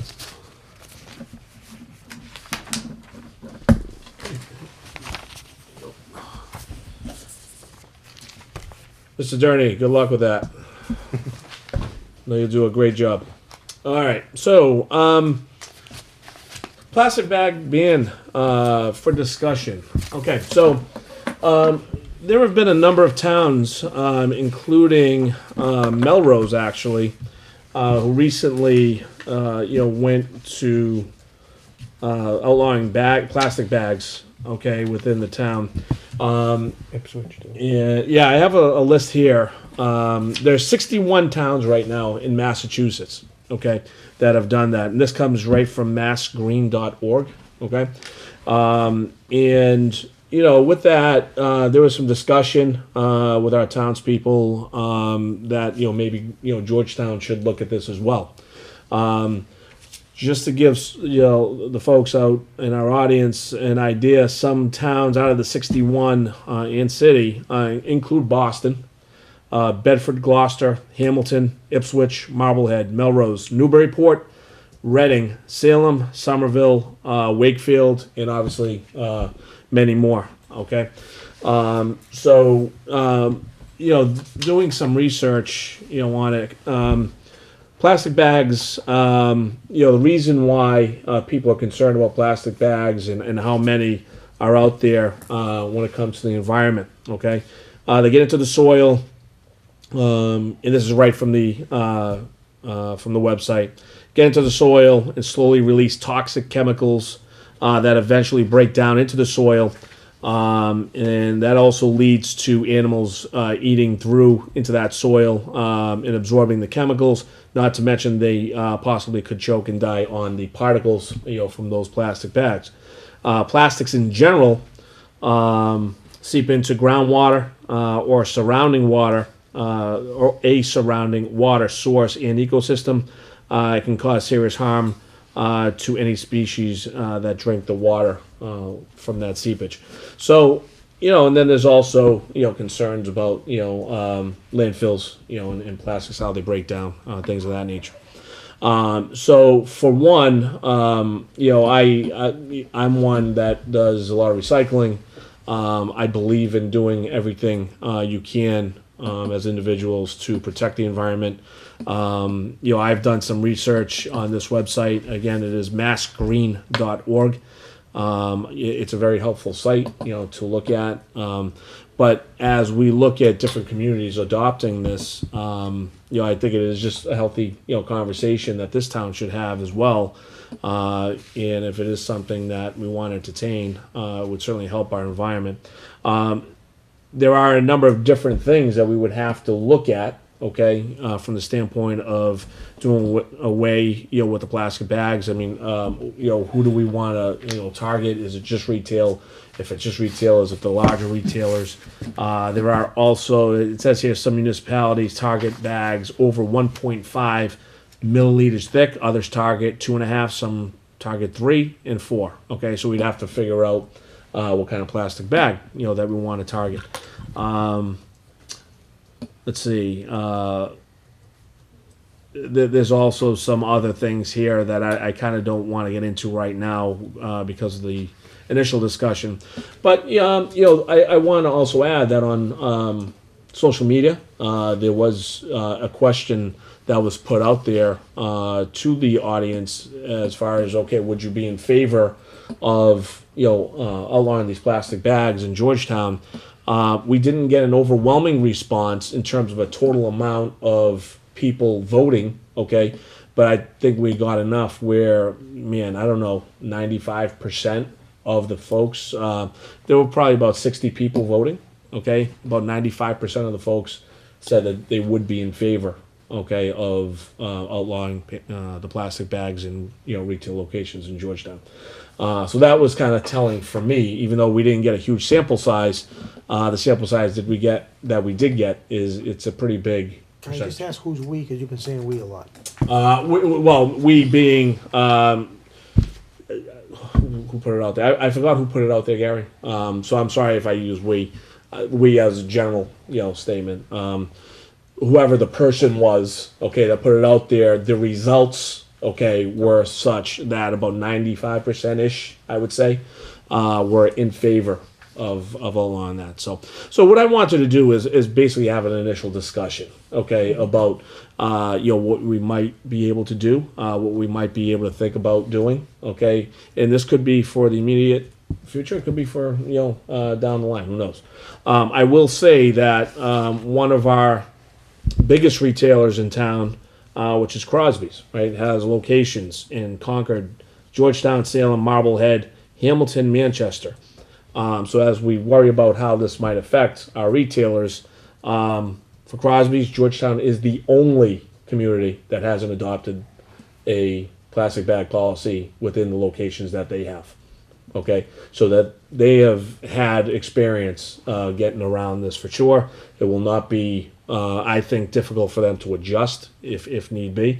I don't want to talk for them, okay, but they've had to tackle this in, let's say, 1, 2, 3, 4, 5, 6, so 5 out of their 6 locations already, okay? So they have adopted, certain things in those other towns to kind of keep them going, okay? So with that said, I think this is a really positive thing. I think a lot of folks, in town, in and around our state, and certainly in the country, are looking at this. I think we should, and I think for anybody who's looking to protect the environment, to do the right thing by our environment, I think there's always different things you can do to get around it. By the way, one thing that would possibly result from this is that you go to paper, right? So now you're like, well, there's no plastic, but now we have paper everywhere, right? And that's also something that we'd like to recycle. So that is something that we'd also have to look at. Another thing is how do we enforce it, okay? So there are, certainly different things we'd have to look at. So, again, I am very much for this, okay? I would love to see this town be proactive in doing something like this and showing our support for our environment and our community. The kind of town that our kids can look up to, and and know that we're doing our very best to keep it clean. So I'll open it up for discussion from the board. We are not voting on anything, obviously, tonight, or anything. Again, it's an open discussion, healthy discussion for the next, say, 15 minutes, and then we will move on.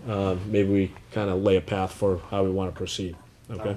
If you want, I wrote down some notes. I watched this. I can tell you how I feel. It's one of the things that you said was very important.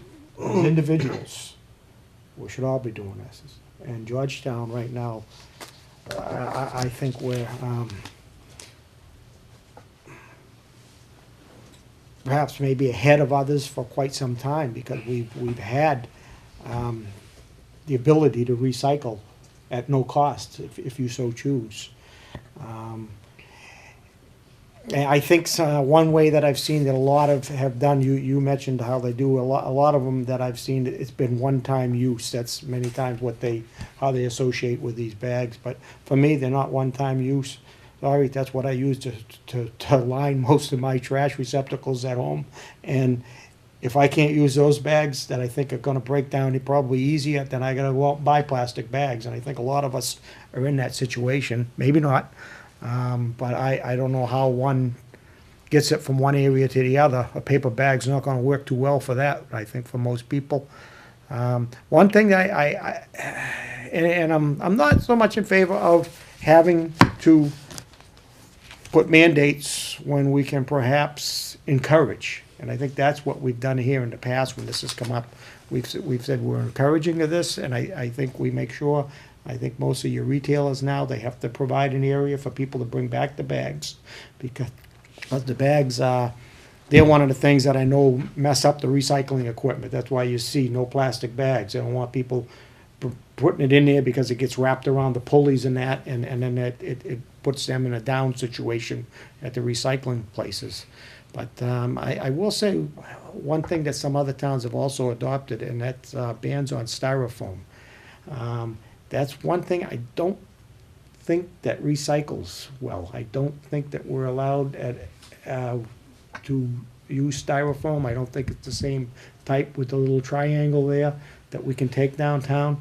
And I think you might find that if you want to check with Ipswich, they might have also included styrofoam. Not that I want you to go another step, but And that's at takeout restaurants. I know at a place I sometimes go to in Ipswich now, when you get you want a box for that, it's no longer styrofoam, it's cardboard.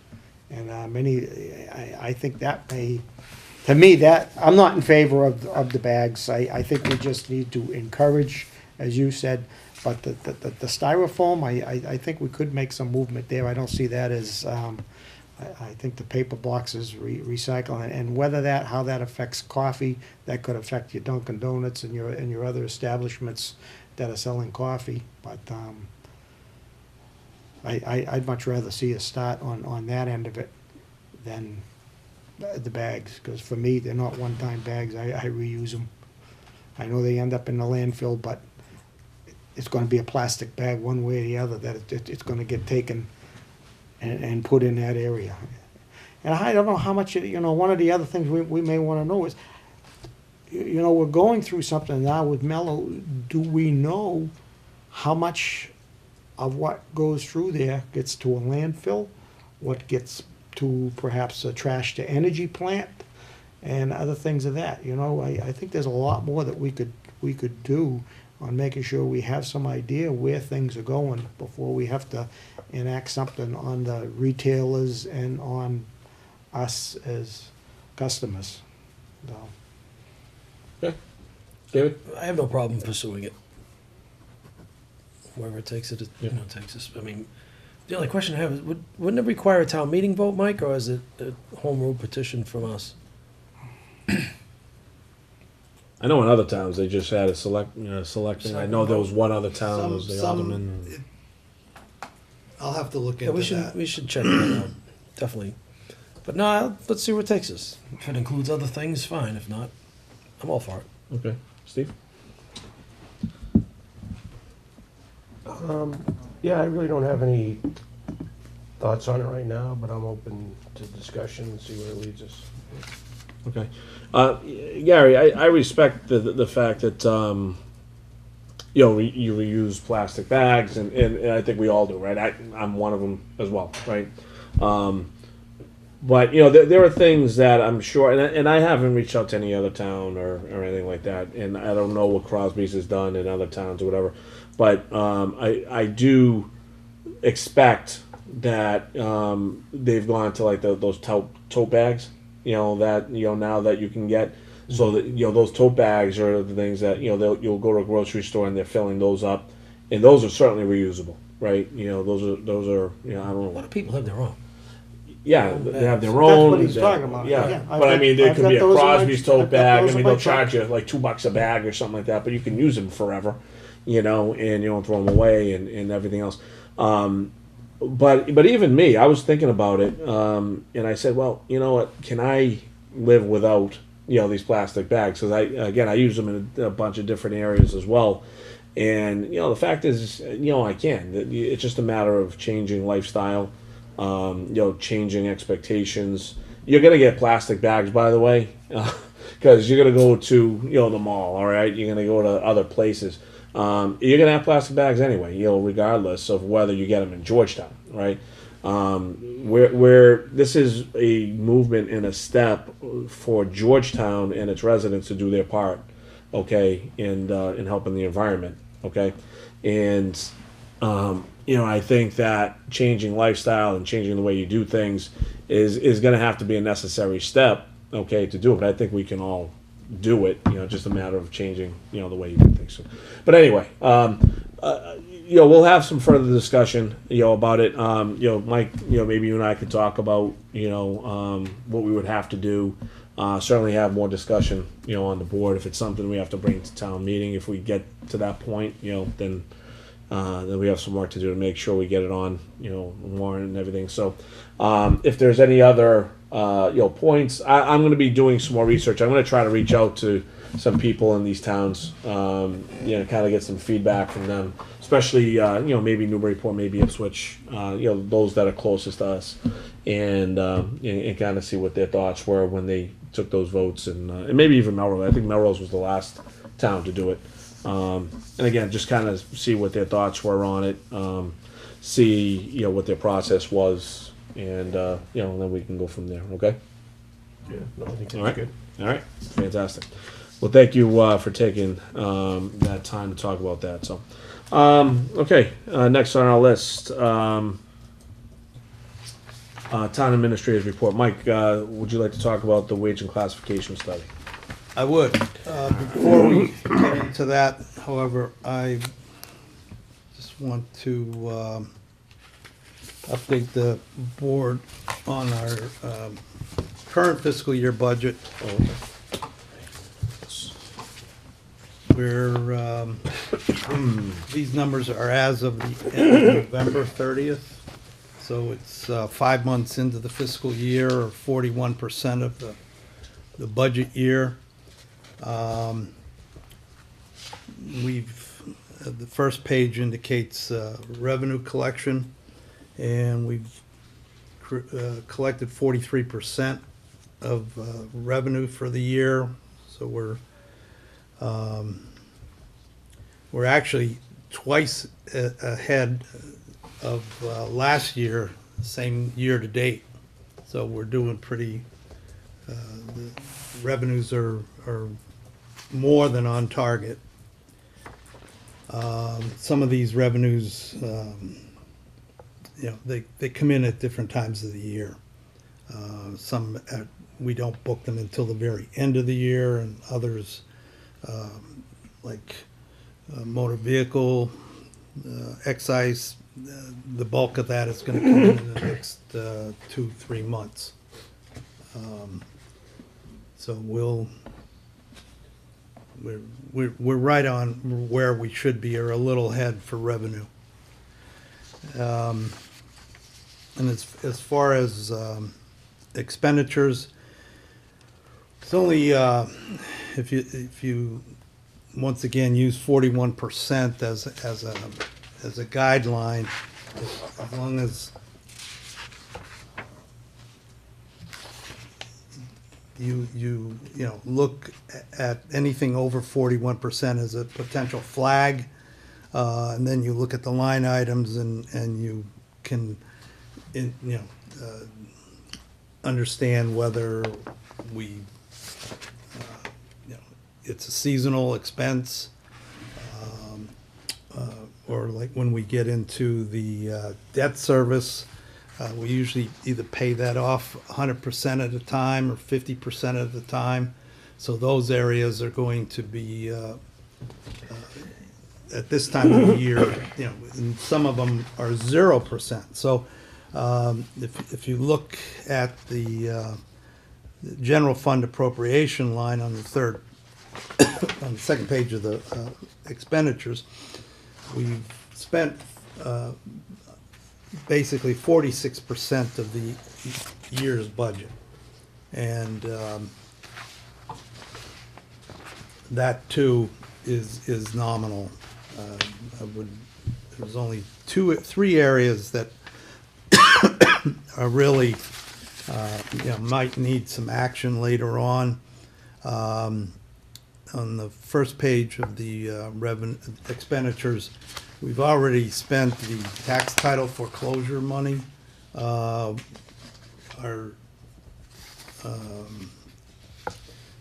We've enhanced our enforcement of tax title. There was a backlog of titles that have been out there and we haven't acted upon. So we're getting very aggressive in that area. People are either going to have to step up to the plate and pay their back taxes, or either us or the banks will be taking some properties.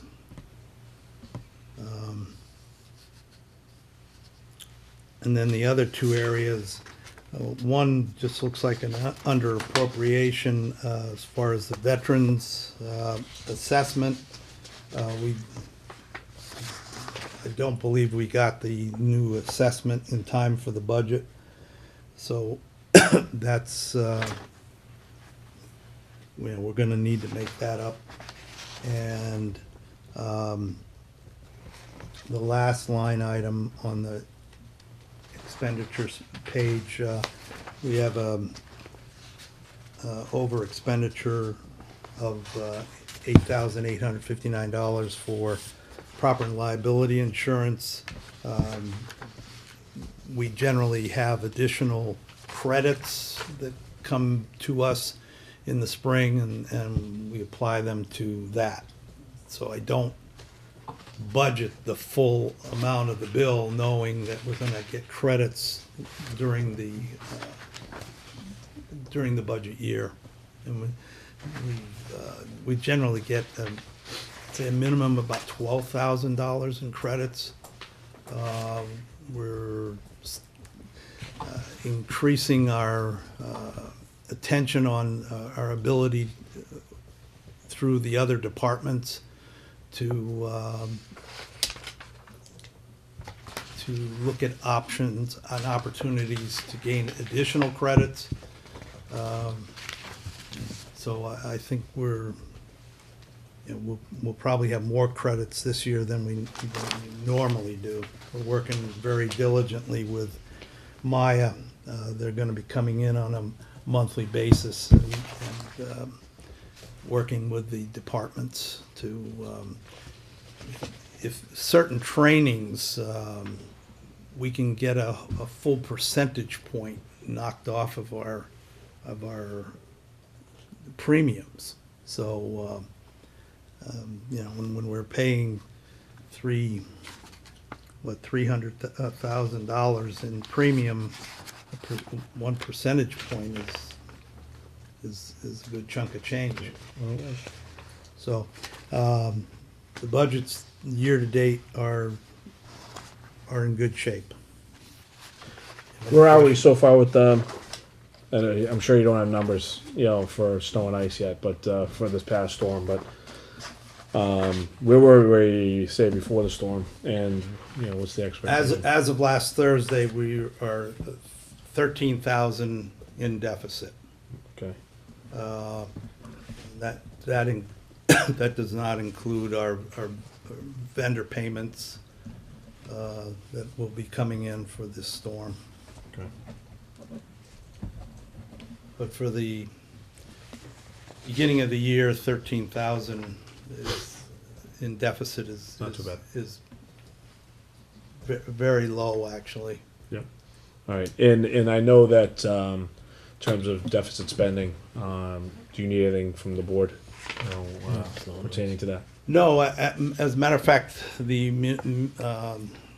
Municipal Modernization Act that passed last summer authorized the town administrator to do that. And Peter sent me a request right after Christmas, and I authorized him to Yeah, I deficit remember seeing spend.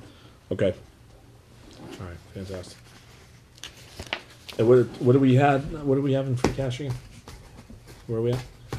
We have $560,000. We had 650 approximately. We put 100 in the capital fund at the fall town meeting, so we still have over $500,000. Okay. So we, Let's pray for no more snow. That's it for the year. Yeah. Done. All right. okay. As far as updating the board on the wage and classification study, Actually, Mike, if I can stop you 1 second. So pertaining to this is probably a good step off point. Again, I sent an email to everybody for next meeting. We do have our finance and advisory board coming in. So if there are any issues that you would like to talk about, I just want to remind everybody to make sure we're prepared to have those discussions with them, when they're in here. I want to have a healthy discussion about expectations, questions, things of that nature, okay? All right, thank you, Wayne. so as far as the wage and classification study is concerned, we discussed it last August and September, and the main there's two reasons for doing this. Is we haven't updated our wage and classification system since 2003, And the second, and probably as important, the state passed a new equal pay law. That's really aimed more at gender than individual jobs. Of course, you have to, you should be paying equal pay for equal work, but this new law makes it an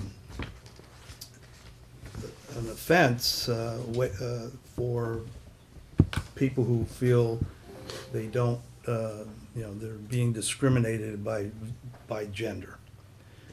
And in order to protect the town from discrimination by gender, they recommend that we update our pay plans, but and which is what I did back in August, but I got an opinion from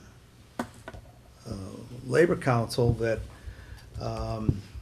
it really doesn't go far enough.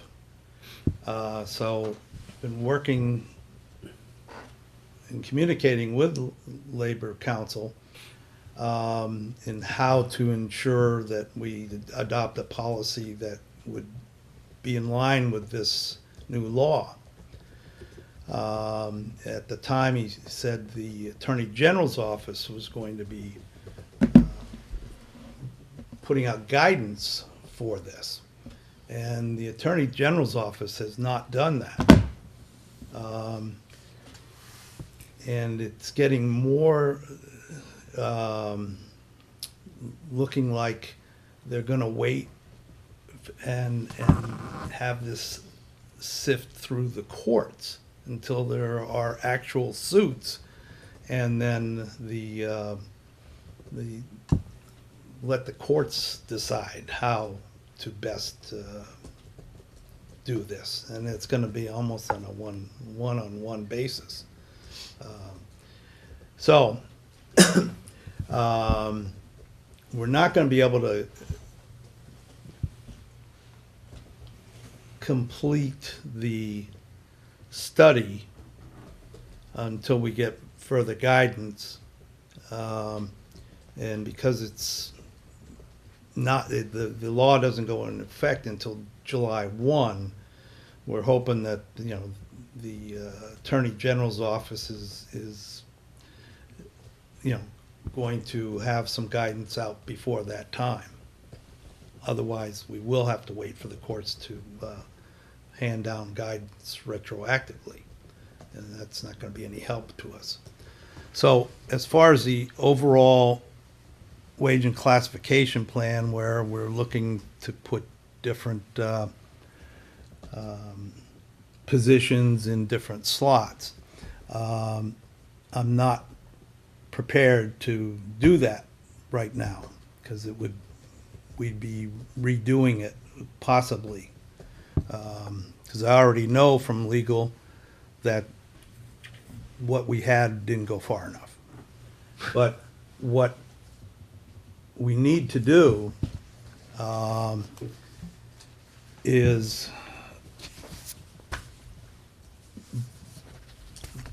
do something about the wage study itself and the actual adjustment to wages and salaries.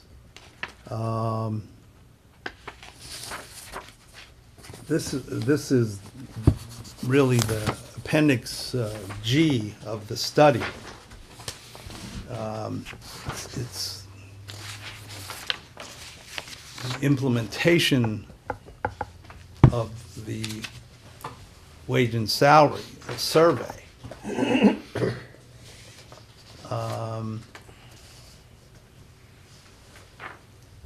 If we were to adjust everybody's salary to where to the average of the surveys now, and actually by delaying the salaries for the survey was in FY17. And when we first started talking about this, so now we have FY18 current salaries, and we're comparing them against FY17 survey salaries. So our salaries went up an average of 1.5% last year. So we're already falling behind again. To get us up to median average salary, it would cost $174,296, which would be an overall increase of 12% in wages for non-union personnel. Where was all the work you and I did, Mike, on all those levels? And, I mean, not everybody's in the average, right? I mean, we base the average on a certain amount of time, meaning time on the job or time within a job. From all those levels we did, There was something in here about steps. yeah, the steps and the levels. Yeah. Just to say average salary for, just pick one of the, any of these, how many years of service is that? What's the qualification to be at the median? Some should be above the median if they've been in the job a certain amount of time. So, you and I worked on this. I know, and that's what, getting bogged down in that, in the weeds of that, I mean, is not going to get us where we need to be for this budget season. No, but it would be fair to look at, rather than just say everybody's gonna be adjusted to the median. Because, to me, I couldn't support that. I would wanna see what the median means. Does the median mean 10 years on the job? Does it mean 5 years on the job? Does it mean 7 years on the job? Well, we don't have that data. We're comparing town medians.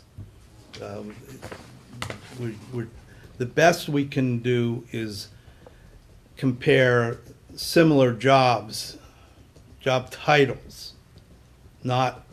We don't know how many people, what other towns pay. We could set that requirement ourselves, just like, so if pick on any one of these salaries, right?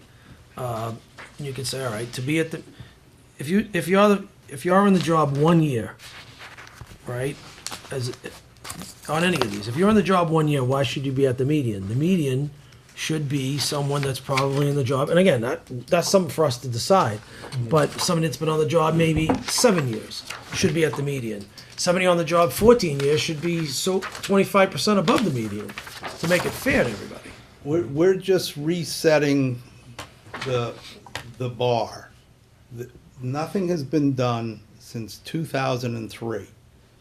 So you got to draw a line in the sand and say, here's where we start now. And I mean, there are, the survey shows the 50th percentile, 75th percentile, the 90th percentile. Mm-hmm. We can't afford 75th percentile. We can barely afford 50th percentile.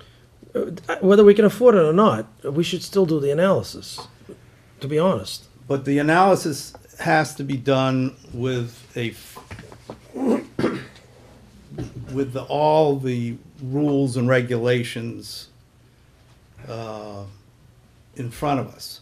Right. Sure. We don't have that, and we won't have that until the Attorney General comes out and says, this is how you do it. Can I ask a Well, question to that? I don't think they're gonna get that detailed, to be honest. They're not gonna say somebody on the job 5 years should be at a median, so, No, he said it's gender-based. Right, it's not this way. This is for something for us to adopt internally, you know?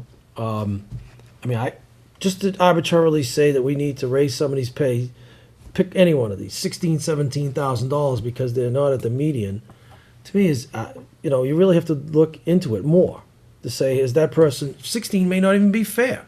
Maybe it's 30. I don't know. Maybe it's 8. Maybe it's 2. Maybe they're paid fairly. To me, it depends on how many years on the job and what the qualifications How many are. hours they're working too, right? Look at these, and these are the ones we're losing. But, They're over. but, Right. wage So- and classification studies are done by position, not person. Yeah. Right. So, But right. you're asking how many years on the job? Yeah. For That- somebody- that in establishing a program, a classification system, that's irrelevant. The job is worth between No, it isn't. 30,000 I- and 50,000. I disagree. But that, well. I disagree. The bottom line is, listen, I mean, I've been doing this stuff for a long time, and if you're just gonna say, well, you know, that everybody should be at the median, no matter how many years they have on the job, for instance, just like the teachers, they hire a first-year teacher makes less than a 5-year teacher. That's just the way it works. We could say the range for this job, and I'll go by range, the range for the town administrator's job is from here to here. The median is this. So just based on numbers, you know, say it's $1, $2, $3. You know, if you're a first-time town administrator, you make $1. If you're a 8-year, 5-year town administrator, you make $2. If you're a 20-year town administrator, you make $3. That's how it should go. Again, if we just wanted to say, look, to bring everybody to be more in line with the market, we want to give everybody an adjustment to bring them all to median, that's one thing. But the other thing is, if you're going to do a wage and cost study, you should have a minimum, medium, and maximum for each job that we have, and that should be based on years of experience. Or, again, Doesn't either necessarily here, have to be here, right? here or elsewhere. So if we hired an experienced town planner, for instance, Yeah. that person would fall into how many steps you have, step 8, you know, whatever, based on the years of experience here versus the years of experience elsewhere, as long as they're in the same job with the same responsibility. So this to me isn't a wage and this is not a wage and classification study. And the bottom line is, do we want to adjust all of our people up to at least median? And in some cases, it may be too much. In some cases, it may be way too little. I mean, that's how I see it. I Agreed. you know, that's how I see it. I Gary, think you why have to don't have it on you, each individual job. Well, just in looking over this, just your second page, Mike, you got a data analysis. Now this is something that I was gonna ask, what third line in it, it says points. I mean, is that how you're trying to kind of judge the level of the job? Or No, what does that mean? That's just data points, number of towns that responded. Okay. So I was just trying to get an idea of what that meant on here.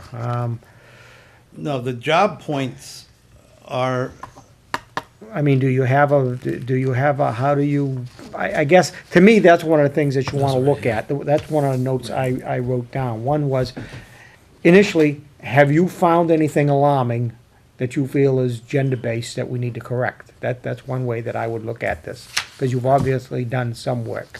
And if you've seen something that's alarming, I think we need to know that so that we can at least start to make some movements there, so to keep us out of court. That was one question, and one of the other questions I had was, you know, we don't know the towns that you compared us to.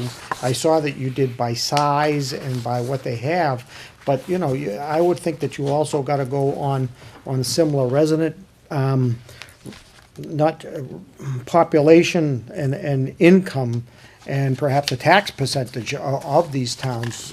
You know, it appears that you look, I forget where it is that it said how you looked at that, but, all the towns are listed. yeah, I didn't see that in here, but, Yeah, it's in there. But, see, I didn't want to reopen this discussion, because I know Okay. we don't agree on, I've been doing these for municipalities for a long time. This is how you do it. So to my question, did you see anything that alarm and agenda base that could get us in trouble? Yeah. Those should be those should be brought to us right Yeah, away I think so. to adjust. But just to do a blanket to get everybody to median based on a survey, to me is not going far enough. If you're gonna do an adjustment, then you have to take a look at each individual salary and say, look, based on the median, so, I mean, does anybody in here wanna be paid the median? I don't. I wanna be paid more. Everybody on this list would be glad to be paid the median. I But guarantee you. here's another thing, though. Not really. Here's another thing we We're have to 10 consider, to though. 50% below median. But one of the groups It's that it looks like obscene. is over the median is the group that we're losing a lot of, that's in front of us. No, the reason why they're on median, because we had recent hires and we had to bring the job pay to median to even attract them. That's why the planner's that way. That's why the, No, I'm looking at the police budget. I mean, we've got, Those you are know, retirements, though. Those are because of well, retirement. unless I'm reading it wrong, Gary, I'm not even talking about police here. well, I mean, but That's what not you've in got this- here, I'm You- not you- seeing a minus sign. I'm seeing 25%. I mean, is that 25, is there a minus sign missing? Gary, that's not under discussion, but that, they're overpaid by the median. That's what I'm saying. That's the Yeah. way I'm reading this. Yeah. But that's the group that we're supposedly losing a lot of. Because they're transferring to other departments recently, and we've had to enact the thing that they'll stay here for 3 years. We were, So I guess I kind of question the study, or whoever has responded, not necessarily. I'm not even, all I am talking about is that single page that I passed out. I got that, I understood that. But You stay need on a- that. To get off of this page is, we're gonna be here all night. Yeah, okay. I mean, it's, I need to put salaries in the budget. And I need to do it within the next 3 weeks.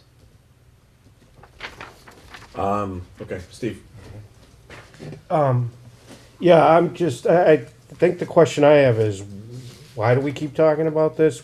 We don't, it's obvious that we don't agree on how these wage and classification studies should be prepared, but for some reason, we keep coming back to the same thing, right? I think the other sheet that you did was the same way, Mike, right? So I guess I'm not really clear what the purpose of this is for. Well, first of all, the bylaw authorizes me to do the wage and classification. Okay. I have, and I've been doing these professionally for years. Okay. The fact that you don't like it It's not that we is, don't, I don't think we you like know, it, we don't agree. this is the way my colleagues do it. I'm not reinventing the wheel. This is the way it's done. And there's no easier or better way to do it. So just going back to my question then, so what's the purpose of this? Is it to get people in line? Is it to Yes. address the gender gap Yes. here in pay? Or is it for 3 weeks we need to, All of the above. so it's all of the above? Well, I think the gender gap, Steve, at the mic is a totally different issue than this. That should be addressed immediately, besides this.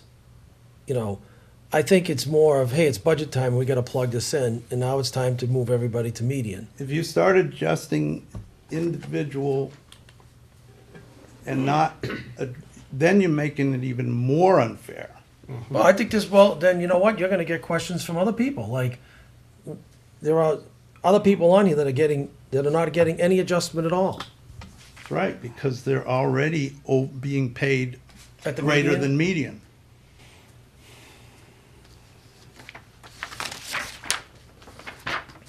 Wouldn't this also open up questions?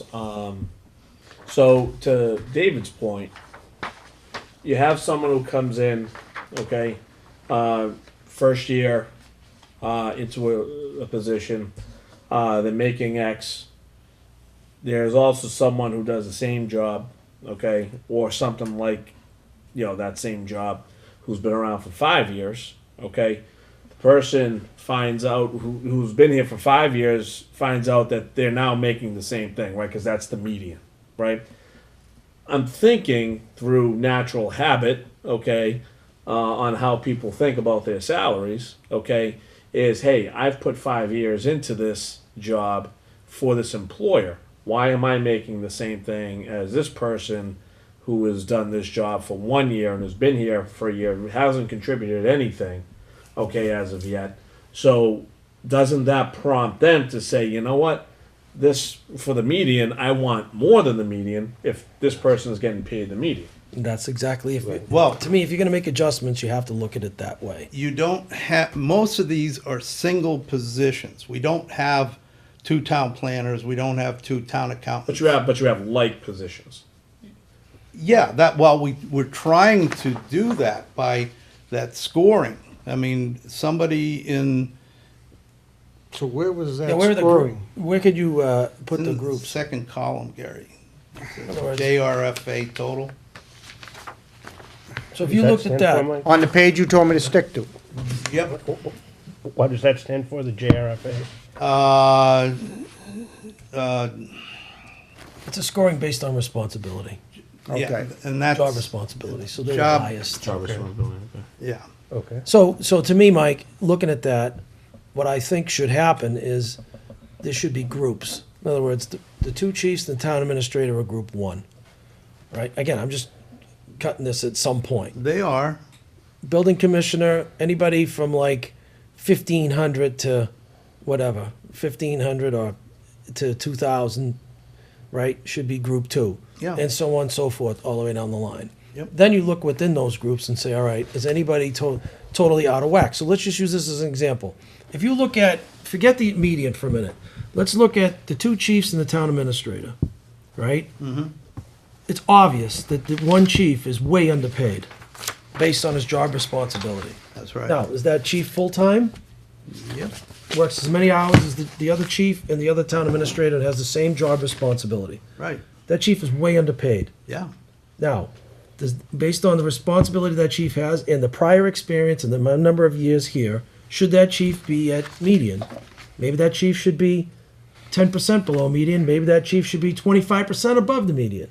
Depends upon that person's qualifications. That's why I say that you just can't, if you arbitrarily move everybody to median, we're saying anybody that got hired automatically starts at median. No, because, Wait a minute. no. We, You have, you have a scale. You place them on a scale. So anybody else that comes in with lesser qualifications or greater qualifications gets put on the scale above or below that person. Right. Well, that's what I'm trying to that's say what- for And I'm these not people saying- too. You compare in the median, if you compare with other towns and you have a more experienced staff, well, that's skewing the results too, right? If you have a town that has a lot of experienced people on there, then But it's irrelevant in establishing the plan. but can I, Once you have it established, then, yeah, you adjust the high and the low, if you adjust the high and the low to give enough wiggle room in there for advancement of the person that's in the job, for ability to give them raises on performance. Yeah, but see, it shouldn't be based on performance. Performance should be a bonus. Performance should be based. The salary ranges and classifications You can do should be that. based on Yes. should be based on years of service, basically. if someone's, and that, Are you saying years of service within this employer or in their see, career? the way, again, I'm going by what I've done in the past. It's 1-for-1 for the years here in town, Yeah. and maybe 3-for-1 or 2-for-1 on outside. Okay. But the point I'm trying to make is if we are going to bring everybody to median, right? What does that mean? In order to get median, how many years of service do you have to have? That just means we're paying them fairly in relation to the market. That's all it means. But it doesn't. It's not right. But you see, that's the thing. Why is my not whole fairness definition. to the market right? I mean, that, Well, Because my definition of the market is that the actual market setting, a condition of salary, say within a geographic area. Like people here, Mike, are not making the same thing as people in the city. no. All right. So therefore, when you talk about median, what is the market? The market's completely different here than there. But But that's, I would have he to is accounting for that define. because he is picking up the I've cities and used towns in this area. That's how you- geography aside. You gotta I'm just question saying there that, could be David. there could be there could be other like size towns. Yeah, but okay, the position you brought up, fire chief, Well, I okay? guess that's what I'm saying. We're told right now Want it, you take it. by this one, we're 50% below. We were in no way, we went through a long lengthy study to get that, yes, we were on the low side, but we were not told at that point by the analysis that we got at that time that we were 50% below. Well, we're 50% below the median, Gary. That's my point. That's my point. Exactly. Median could be The that there's a median- lot of median could- Yes, but that is what, that Right, is, right. in other It could be towns 7 that years we're- of experience. Right. that we're That's what- comparing right, it to, exactly, right. exactly. You're exactly right. So I think if we adjust everybody, listen, I'm all for giving the employees as much as we possibly can, but it has to be fair. And we, as the fiduciary Fair to both responsibility, sides. have a fiduciary responsibility to do this and do it with as much information as we can. So are we being fair by moving everybody to median as a one-time adjustment? It doesn't mean anything to the market, anything in terms of the salaries and the steps. That's one thing. But in order to really look at this right, I think we have to say, what is the median? Is that, say, just pick an arbitrary number. Say we have a median, a low, and a high. Make it real easy, 3 spots. So this chief's median is roughly 65,000. Let's stick with the fire chief, right? His median is 65,000. His low is 40,000, and his high is 90,000. Just using those numbers, right? Well, you already know what the max is because if you know the median, you know the high, right? I know the law. Right, and you know the low. Where does he really fall in there? Our chief's been with us, 2 years? But was he ever a chief before? No. Should he be at median? That's the question. I'm not saying that I have an opinion on that, but that's the mentality of this, to say, we have somebody like that's never been a chief before, comes in with 2 years' experience.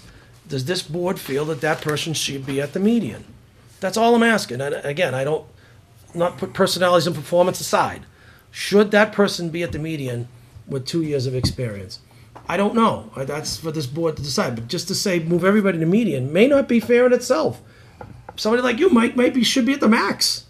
Never mind the median. Donnie Cudmore should maybe be close to the max. 10% off the max. That's my point, is that I'm not so sure that median, and it may be a nice gesture just to say, everybody, we know you're all underpaid. We're just gonna give everybody a raise, across the board, this is what we're gonna raise everybody's pay to be more in line with the market. But not to say we're moving everybody to median, because it may not be right. It may not be fair to move people to median. Maybe, Janet, how many years you been here? 20. 20 years. I would bet you should be close to the maximum, or just below the maximum. So moving you to median is the right way to do it. But if we're going to really do this, we really need to know what the number really should be, and unfortunately, bite the bullet and move those people. Like Mike said, I'd rather be at the median than where I am now. Right, but again, I understand that piece of it. Don't get me wrong. I'm not in favor of doing that, That's where but I want to staff make sure is. we do it right so that it's measured by something, and we know that, hey, look, that this is right based on some type of formula. Because if not, it can be considered discriminatory. Just to move everybody to median could be discriminatory in No, itself. as long as everybody in the similar job, like, in the administrative assistants, everybody's, who was rated 770 needs to be paid the same. Not necessarily, Mike. What if somebody's been here for 10 years and somebody's been here 2 years? They shouldn't be making the same pay. That's where I think you're wrong. You're wrong. I don't agree with that. And I Not have that you're to- wrong. I just don't agree with I that. have to concur with that. So here I am. I'm here 20 years. Everybody gets moved to the median, right? That's great, but it's really not fair because I shouldn't be at the median because I've got 20 years experience. I should be at the max. I want to know what the max is, and I want to be moved there. No, just said it. Janet's here 20 years. Why should Janet make the same thing under the same code as the person who's been here too? But, She's giving a lot more to Georgetown than this Those person seven- Well, who's been here for two. she's not, because she's, I'm just saying as an example, Mike. Right. Never I know. mind Yeah. Janet. I'm just saying as Take an the example. people out of it. All right. I mean, 20 years, 2 years, right? That shouldn't be the same. I don't care what the 770 is. It doesn't matter to me. I question the hours as well, right? If you have, let's just pick anyone here, right? If you look at what the median is for, in this, let's say a technician, right? Well, the median could be a lot more, because it's a full-time job, right? But our technician only works 6 hours a week. So is it right to put someone who only works a percentage of hours a week in the same bucket? as a Yes, you got to be full-time careful with that because employee, it's based though? on job responsibility, not how many hours they Yeah. work. It You gotta is, be careful- really? Very careful Really? with that. Okay. Right. All right. A part-time town administrator should make the same hourly rate as a full-time town administrator, provide they have the same amount of experience and the same amount of years of, Even if one works 3 hours and Yep. one works yeah, 40. yeah, you should. But looking at this, Mike brought up administrative assistants. Now, I mean, they're rather close. There are two that there's one that's on the very low side and one that's a little on the up. But I mean, they're rather close. It's not like we're looking at one at $25 an hour and another one at 15. So But we're just talking about general. Yeah. Administrative assistants aside, I mean, we're talking in general. well, he that's what Purposes. Mike brought up, and he mentioned they're all at 770. No, I know, same but- responsibility, and that what my point is. I don't see the range as being that far apart. I mean, Well- maybe I'm reading this wrong. No, they're I'm all taking it. like It a says buck. pay rate. That's hourly. Huh? Yeah, the pay rate for that seems pretty consistent. yeah, it's, At least internally, it's consistent internally within the town of Georgetown, that's right. which is good that it's Well, that's consistent. with Right. here. Right, I exactly. mean, when we Perhaps not hire within the somebody, town. we say pays not to exceed, Right. $18, $19 an hour in that job classification. And, lately, we've been having, luckily, we have, I mean, I got the years in the job on a different spreadsheet, and, we have a lot of people 10, 15, 20 years. Despite the low pay, but Hey, we may want to say as a town, 10 years is where the median. I mean, that's something we may just want to decide. I don't know, but that's something for us to sit All down right, and we'll go see. through. All right, so let's get to that, David. So, yeah, I mean, because we could analyze this, as Mike said, all day. So how do we want to proceed? Okay, do we want, as a board, to sit down and collectively set these standards? Okay, because we have what, 3 weeks, Mike? You said? yeah. So we have 3 weeks. Okay, so we have to set standards, to how we're going to approach this, and then, if I'm not mistaken, you're saying we have to go through each individual I think you do. job, okay, and do it that way. I mean, that's just me, but Can I find out why do we have 3 weeks? Why would this budget season not just go on like it has, and we continue to make decisions on this going forward? I mean, what we were told earlier was, the biggest thing we need to be afraid of, are we doing anything that could get us in court? okay, that the medium, we were told that the medium of the townwide thing really doesn't affect us, and we discussed that when we discussed this before. So I fail to see why we have 3 weeks. I fail to know I why have you to have gotta a plug budget. this in now. I have to have a budget to the finance committee. Okay, and, first week and of we have a February. percentage that we were going to increase all employees. We've got that figured out by, we typically do that off our union contracts, and we follow that, okay? So I would take it that everybody that's on here is gonna follow that as they have in the past years. That's why I'm just wondering why we have that 3-week thing, or why can't we just not do this fiscal year as we've done the other and continue to Because work on I've been this? trying to do this since 2010, and it keeps getting pushed off, and it's time to Well, especially with the fish state, or cut bait. yeah, well, especially with the state coming out in kind of setting some precedent. My thing is, as we've spoken or mentioned here, is your concern over that there is some how do I want to say this, Discriminatory. discriminatory. Based on gender, Yeah. I would identify those right away and fix those. Yeah, I think I'd like to start with those because I think no matter what Fix we them to wanna what? say, but- Fix them to the already out of whack pays that the other comparable positions are. You know, Mike, you're the expert. having- You figure it out and tell us what you want, what you think. Here's what Mike, I give me a think. break. I have a question. Mike, This give me a is- break. This I is have- not fixing a Guys. gender problem. Give me a break. Give me a break. I have Come on. taken First of that all, let me into- ask you a question. When does the I final have- budget have to be done so it gets published in the book and gets approved? March. Okay, so we have more than 3 weeks.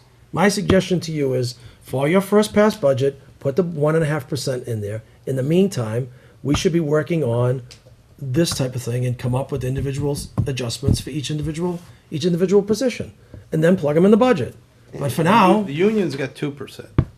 so then 2%, then plug in That's what 2%. we- And some of the unions got 4. Yeah, but we. I got a you question, gotta go by guys, the if I average. could. So, if we go down this path here, right, by using the median, how does that affect then the range of the salary? But we haven't set the range yet. If we were, right, if we were to say that for one of these positions, they're underpaid by 25% and we increase that, does that now become the mid-range of the position? Not necessarily, no. Then how do we determine what the range is from that? Place it on by, the best way to do it is by experience, the years of experience. So we're gonna do the low and high range based on experience, but we're going to automatically adjust based on the median. Yeah, like That's two this- different ways of doing it. Does that make? No, The median should mean something. But the median is just the median of the survey. It's not the median of our pay scale. But that's what you're trying to get to, Mike. But you're gonna have to make the pay scale within this. And if you say that that's gonna be the median now, then it's gonna be huge jumps for the long term, right? So as you go out, you're gonna have a person that's in a position for X amount of years, 20 years, and they're gonna say, hey, I'm at the median right now, but I've been here for 20 years, and if you look at the long range for the salary now, it's like 20 grand higher than what it was before. And I want that 20 grand higher, right? Because I've been here for 20. Right. you know, And there's for somebody 20 else that years. does the same job as me based on responsibility that has 5 years of experience and I have 20 and that person's making the same amount of money as me. They're gonna have a beef. I know we're screwed up already, but I think we're making it even I think worse. if you're gonna define based upon years of experience for the range, Then the median has to I mean think something. I think that's the time that you say, okay, here's what I think should be the low end, here's the median, here's the top. And then from there, I think if you go out and you say, what's for X amount, 10 We years did of it. experience. Mike and I did this, and I Yeah, helped. so I didn't want to what's get the into the median weeds, then? but we Right. kind of exchanged some spreadsheets. You already have the ranges. Yeah. There was 8 of them, and the median was at number There 4. were 12. 12, and then what, number 6 was the median based, and that was so many years, I think. But everybody didn't get put on 6. They, If you establish 6 as the median, you plug in people afterwards. Come up with the scale first, the then plug median people is in. only the median in the survey. Right, well, that's what you're gonna start with. You're gonna But use it's the not low and gonna high. be on the scale we develop. Why wouldn't you? Why would I? You start with the median as, say, level 6. You got 12 levels. Level 6 is the median. Out of 12, 6 is the middle, right? So you plug in your median salary right there. No, you don't. No, That's not how you do it. well, I sent you all that info and you seem to be okay with it, so I don't know where the problem is now. Is there a statute that says how you do this? No, Or is no. it just, it's arbitrary, right? It's arbitrary. Okay. It's not arbitrary, it's best All right, practices. subject- Right. That HR people in municipal, Yeah, no, Follow. I'm just asking you. It seems like everything is so highly regulated in municipal environments. I'm surprised that we No, I think don't- if it just has to come up with have you just have to come up with a some fair guidance, basis. yeah. Right. You just got to come up with a fair basis. To say everybody has to be paid at median, we're adjusting everybody to median, to me, is based on what criteria? Right. looks No, like no, it'd I be- agree. It I has to agree be with some you. criteria. Discussion there. for next meeting also when finance is here, perhaps. We could confuse it even more. Yeah. Well, listen, what I'm getting out of this, I hope everyone feels this is a healthy discussion, right? Yes. It's not, a back and forth, thing. But I think that there is some negotiation, okay, for lack of a better term, that needs to happen because I think, we have some thoughts, Mike has some thoughts, and when that happens, you got to meet somewhere in the middle, right? Sure. So my thing is, what I'd like to throw out is, how do we move forward from here? Because we certainly have thoughts.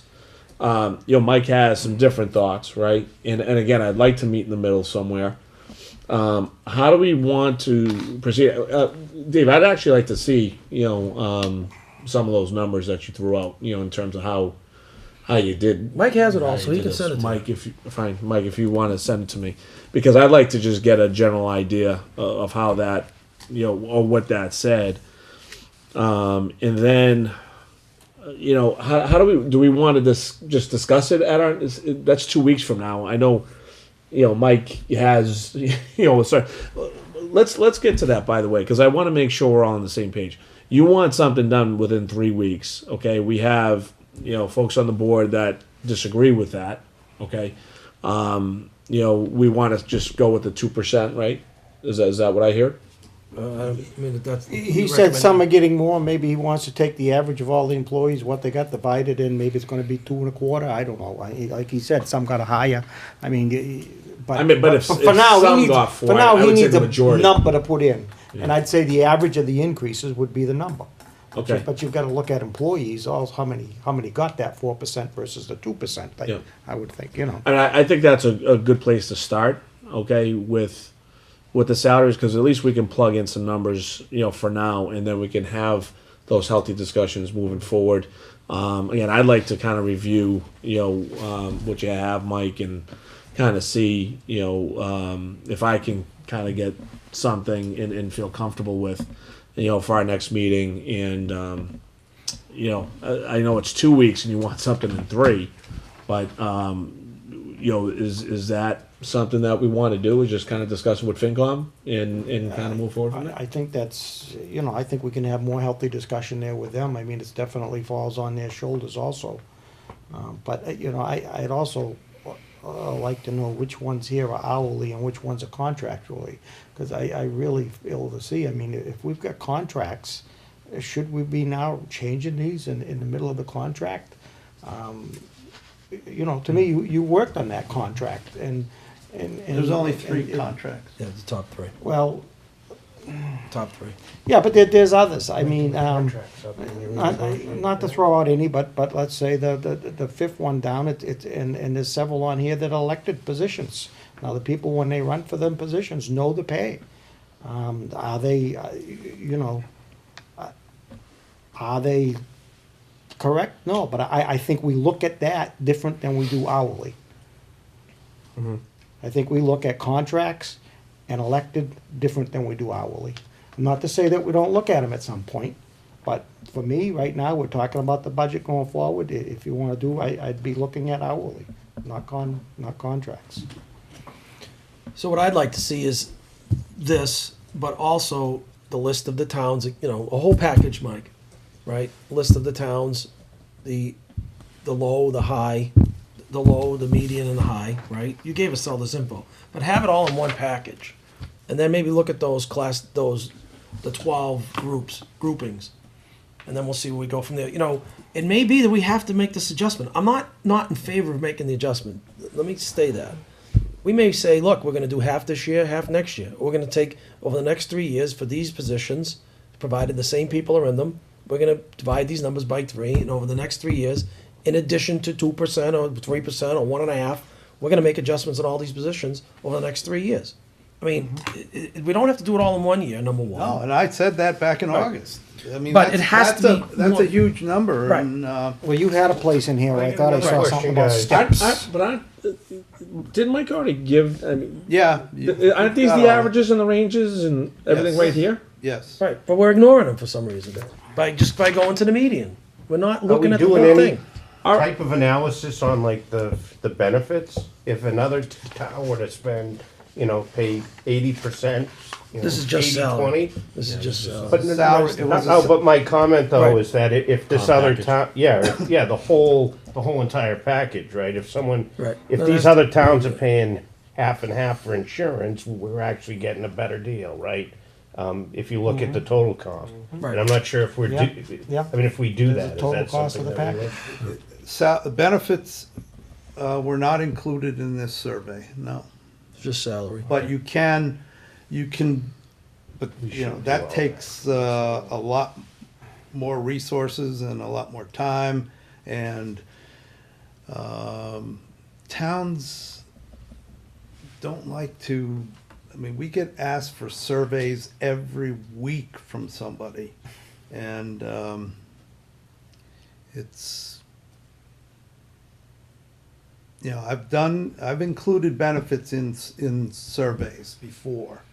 You gotta think we're pretty close though, mostly, maybe we're, Well, 5% off. we're on the health way insurance. off on health insurance. We'll probably be talking that next Yeah. week.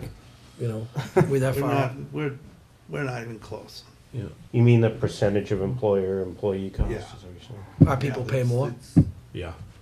Most are pay between 10 and 25%.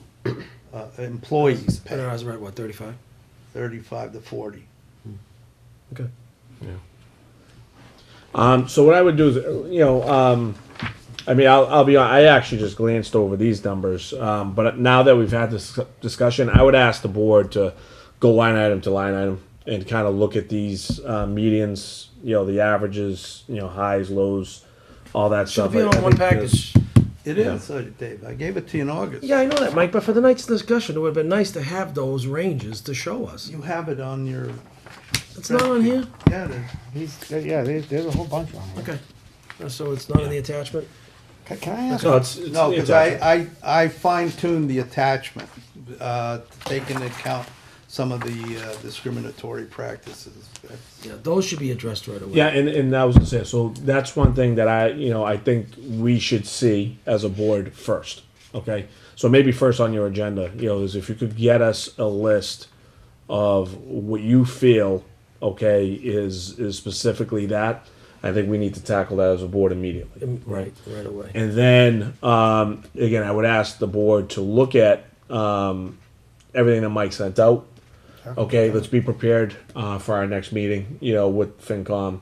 And what I'd like to do is and I might actually reach out beforehand, is start maybe getting some buy-in on, these averages. Kind of, try to set some numbers beforehand so we can start talking to FinCom about, that, and maybe they have some other ideas, but, I'd like to start with something. I don't want to come back to where we are right now. We have 2 weeks to prepare for that, And I think in that 2 weeks we can be productive and kind of set our own, thoughts in terms of averages, highs, lows, range, things of that nature. The only in these studies, Mike, do they have years experience? No, No. Is The all this spread- information online, I would assume? no, It's not, the surveys aren't online, what they take, really? no. How do we get the Towns information? pay $15,000-$20,000 to have one of these surveys done. Who did we get the survey from? From one of my colleagues who I participated in the survey, and they were kind enough to give me the data for free. Okay. Yeah, Mike, where's the spreadsheet with the 12 steps? I think that's important to get to us, because it's not in these attachments. Your 12, yeah, The one you and I were working on, I mean, you can adjust it any way you want, but at least it had some steps there. Right here. I don't see Yeah, that it's- spreadsheet. it's Okay. part It's of- not, yeah, all right. No, that's a copy of what you got there, I believe. Yeah, but I don't see it on this attachment thing. Well, but- that's on the 5th page in. Yeah, well, welcome to, I can't see. Well, can I ask just a procedural question to Janet on this new program that we all use, and she copies for me and you use there? Oh, that is the, Can okay. that program attach page numbers to this? Because when I get copies of something of this sort, to keep it in an order as you're going through it can Oh, be it's there, Mike. difficult. I see it. It's You got it? buried way in the back. I don't know. there. yeah, it's one of the I could- appendix. Yeah, maybe if you could just see your page numbers can be attached to it, so that it keep everything in order. Hot survey results? Yeah, actually, yeah, I have yours, Dave. No. I don't know if that's the one you had, but there's 12 Appendix steps. F. Was it? F. All right. I think it's the 5th page in from where it starts.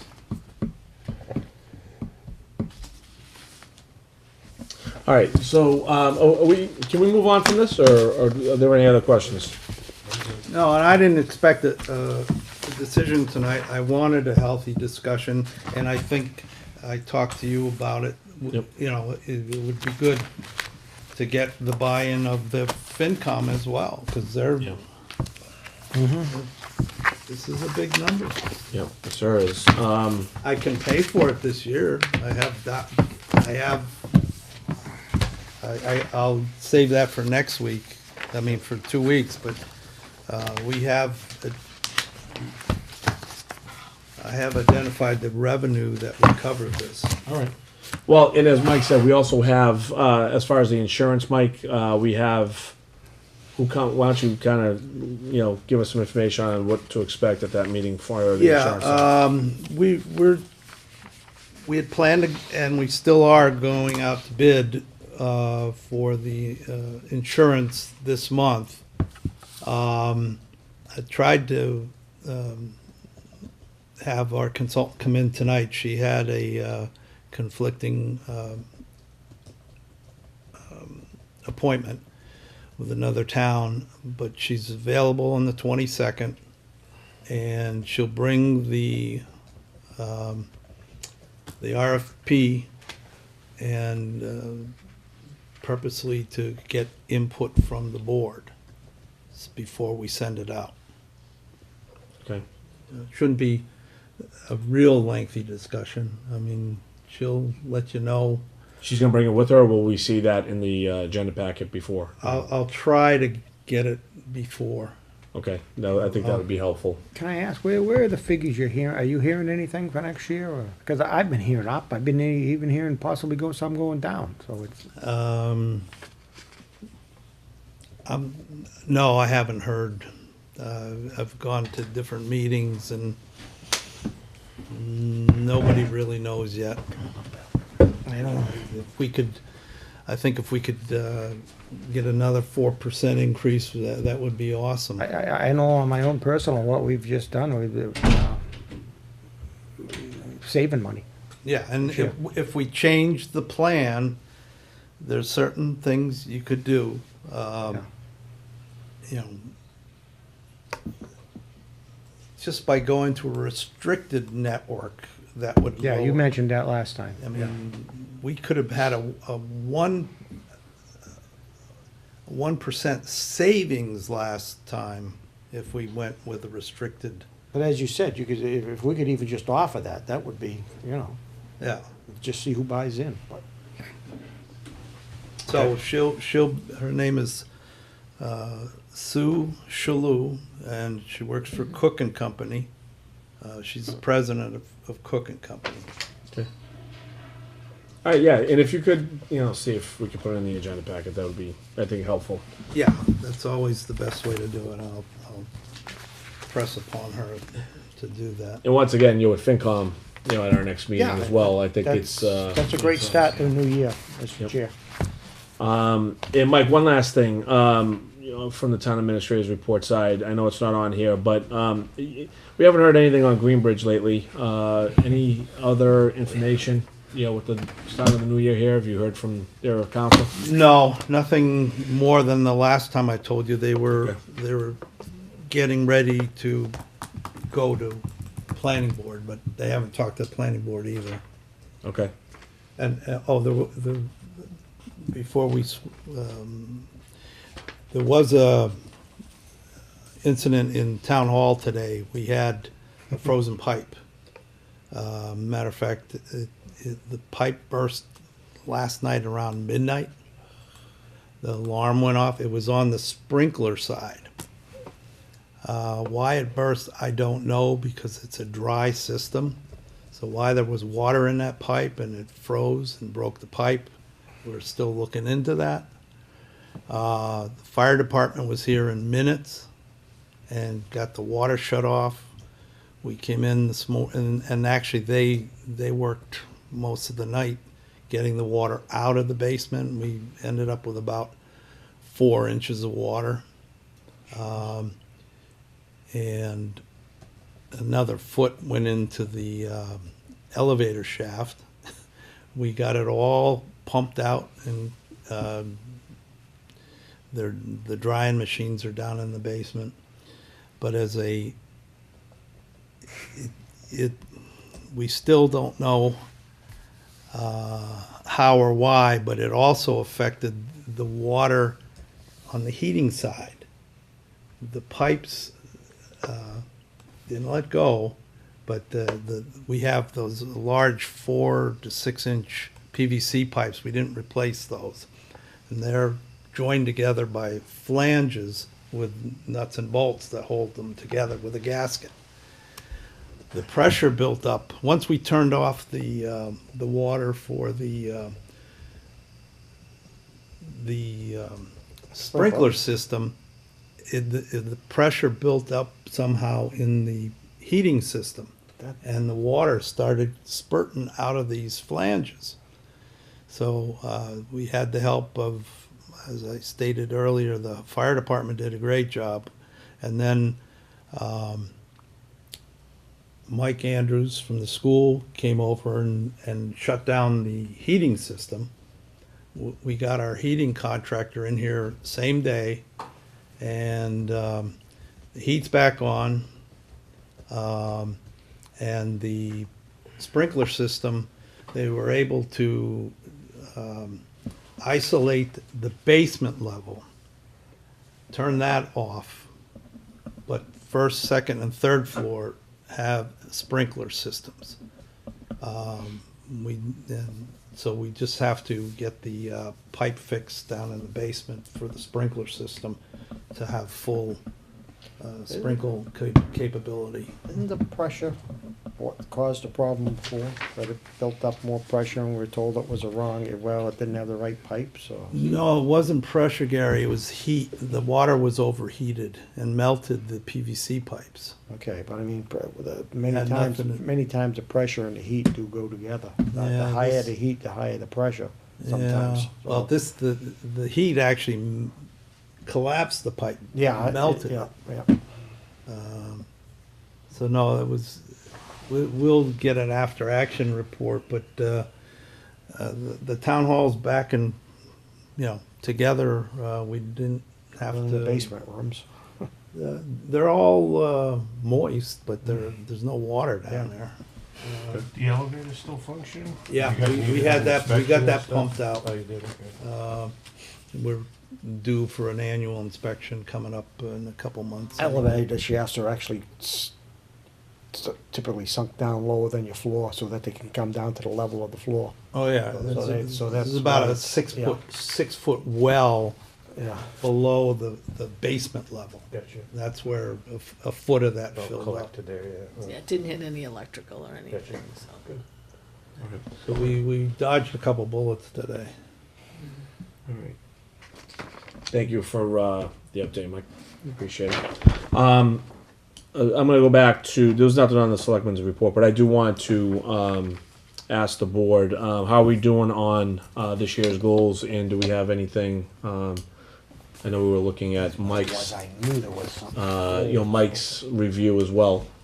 So if you don't have them, if you could forward them to me as soon as possible, as I do need to get that rounded up and put together. Okay. All right. Lastly, we have some licenses. Who wants to do these? Mr. Chairman, I make a motion that we approve a common victual license for Village Sub and Pizza to expire 12/31/18. Second. Motion and a second. Any further discussion? All those in favor? Aye. Aye. Mr. Chairman, I make a motion that we approve a secondhand shop, Triple Q Inc., DBA Vintage Vault, with term to expire 12/31/18. Second. Motion and a second. Any further discussion? Okay. All those in favor? Aye. Aye. Okay. All right. I think that kind of includes everything. Where are we on the building next door? Anything? No, I still need $5,000. What about Peter's guys now? That includes some help from him.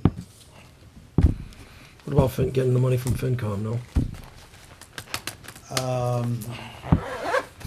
You know what they'll That's tell us? probably the most likely. So. Okay. When are we looking to do that? Even if we got the money, would we wait till the spring or? At this point, probably the spring, Spring. Okay. because the contractor he does snow removal in the winter. Okay. Oh, I just got a text message from Doug. He suggests that maybe the board wants to have a Saturday workshop to discuss wages and salaries. I think that's more. Listen, I wouldn't have opposition to it. I think I would be more open to that after our discussion with FinCom rather than beforehand. Yeah. I think we could talk about it, after our FinCom meeting, when we have everybody kind of give their 2 cents, and, we can figure out if we want to do that. But again, in the meantime, let's do our homework, and, we'll be back here in 2 weeks. Okay? All right. Anything else from the board? No? Okay. Would I have a motion to adjourn? So moved. All right. Motion in a second. Aye. Any Aye. further discussion? No? All right. Aye. All those in favor? Aye? Nay? Okay. Thank you, everyone. Have a great night.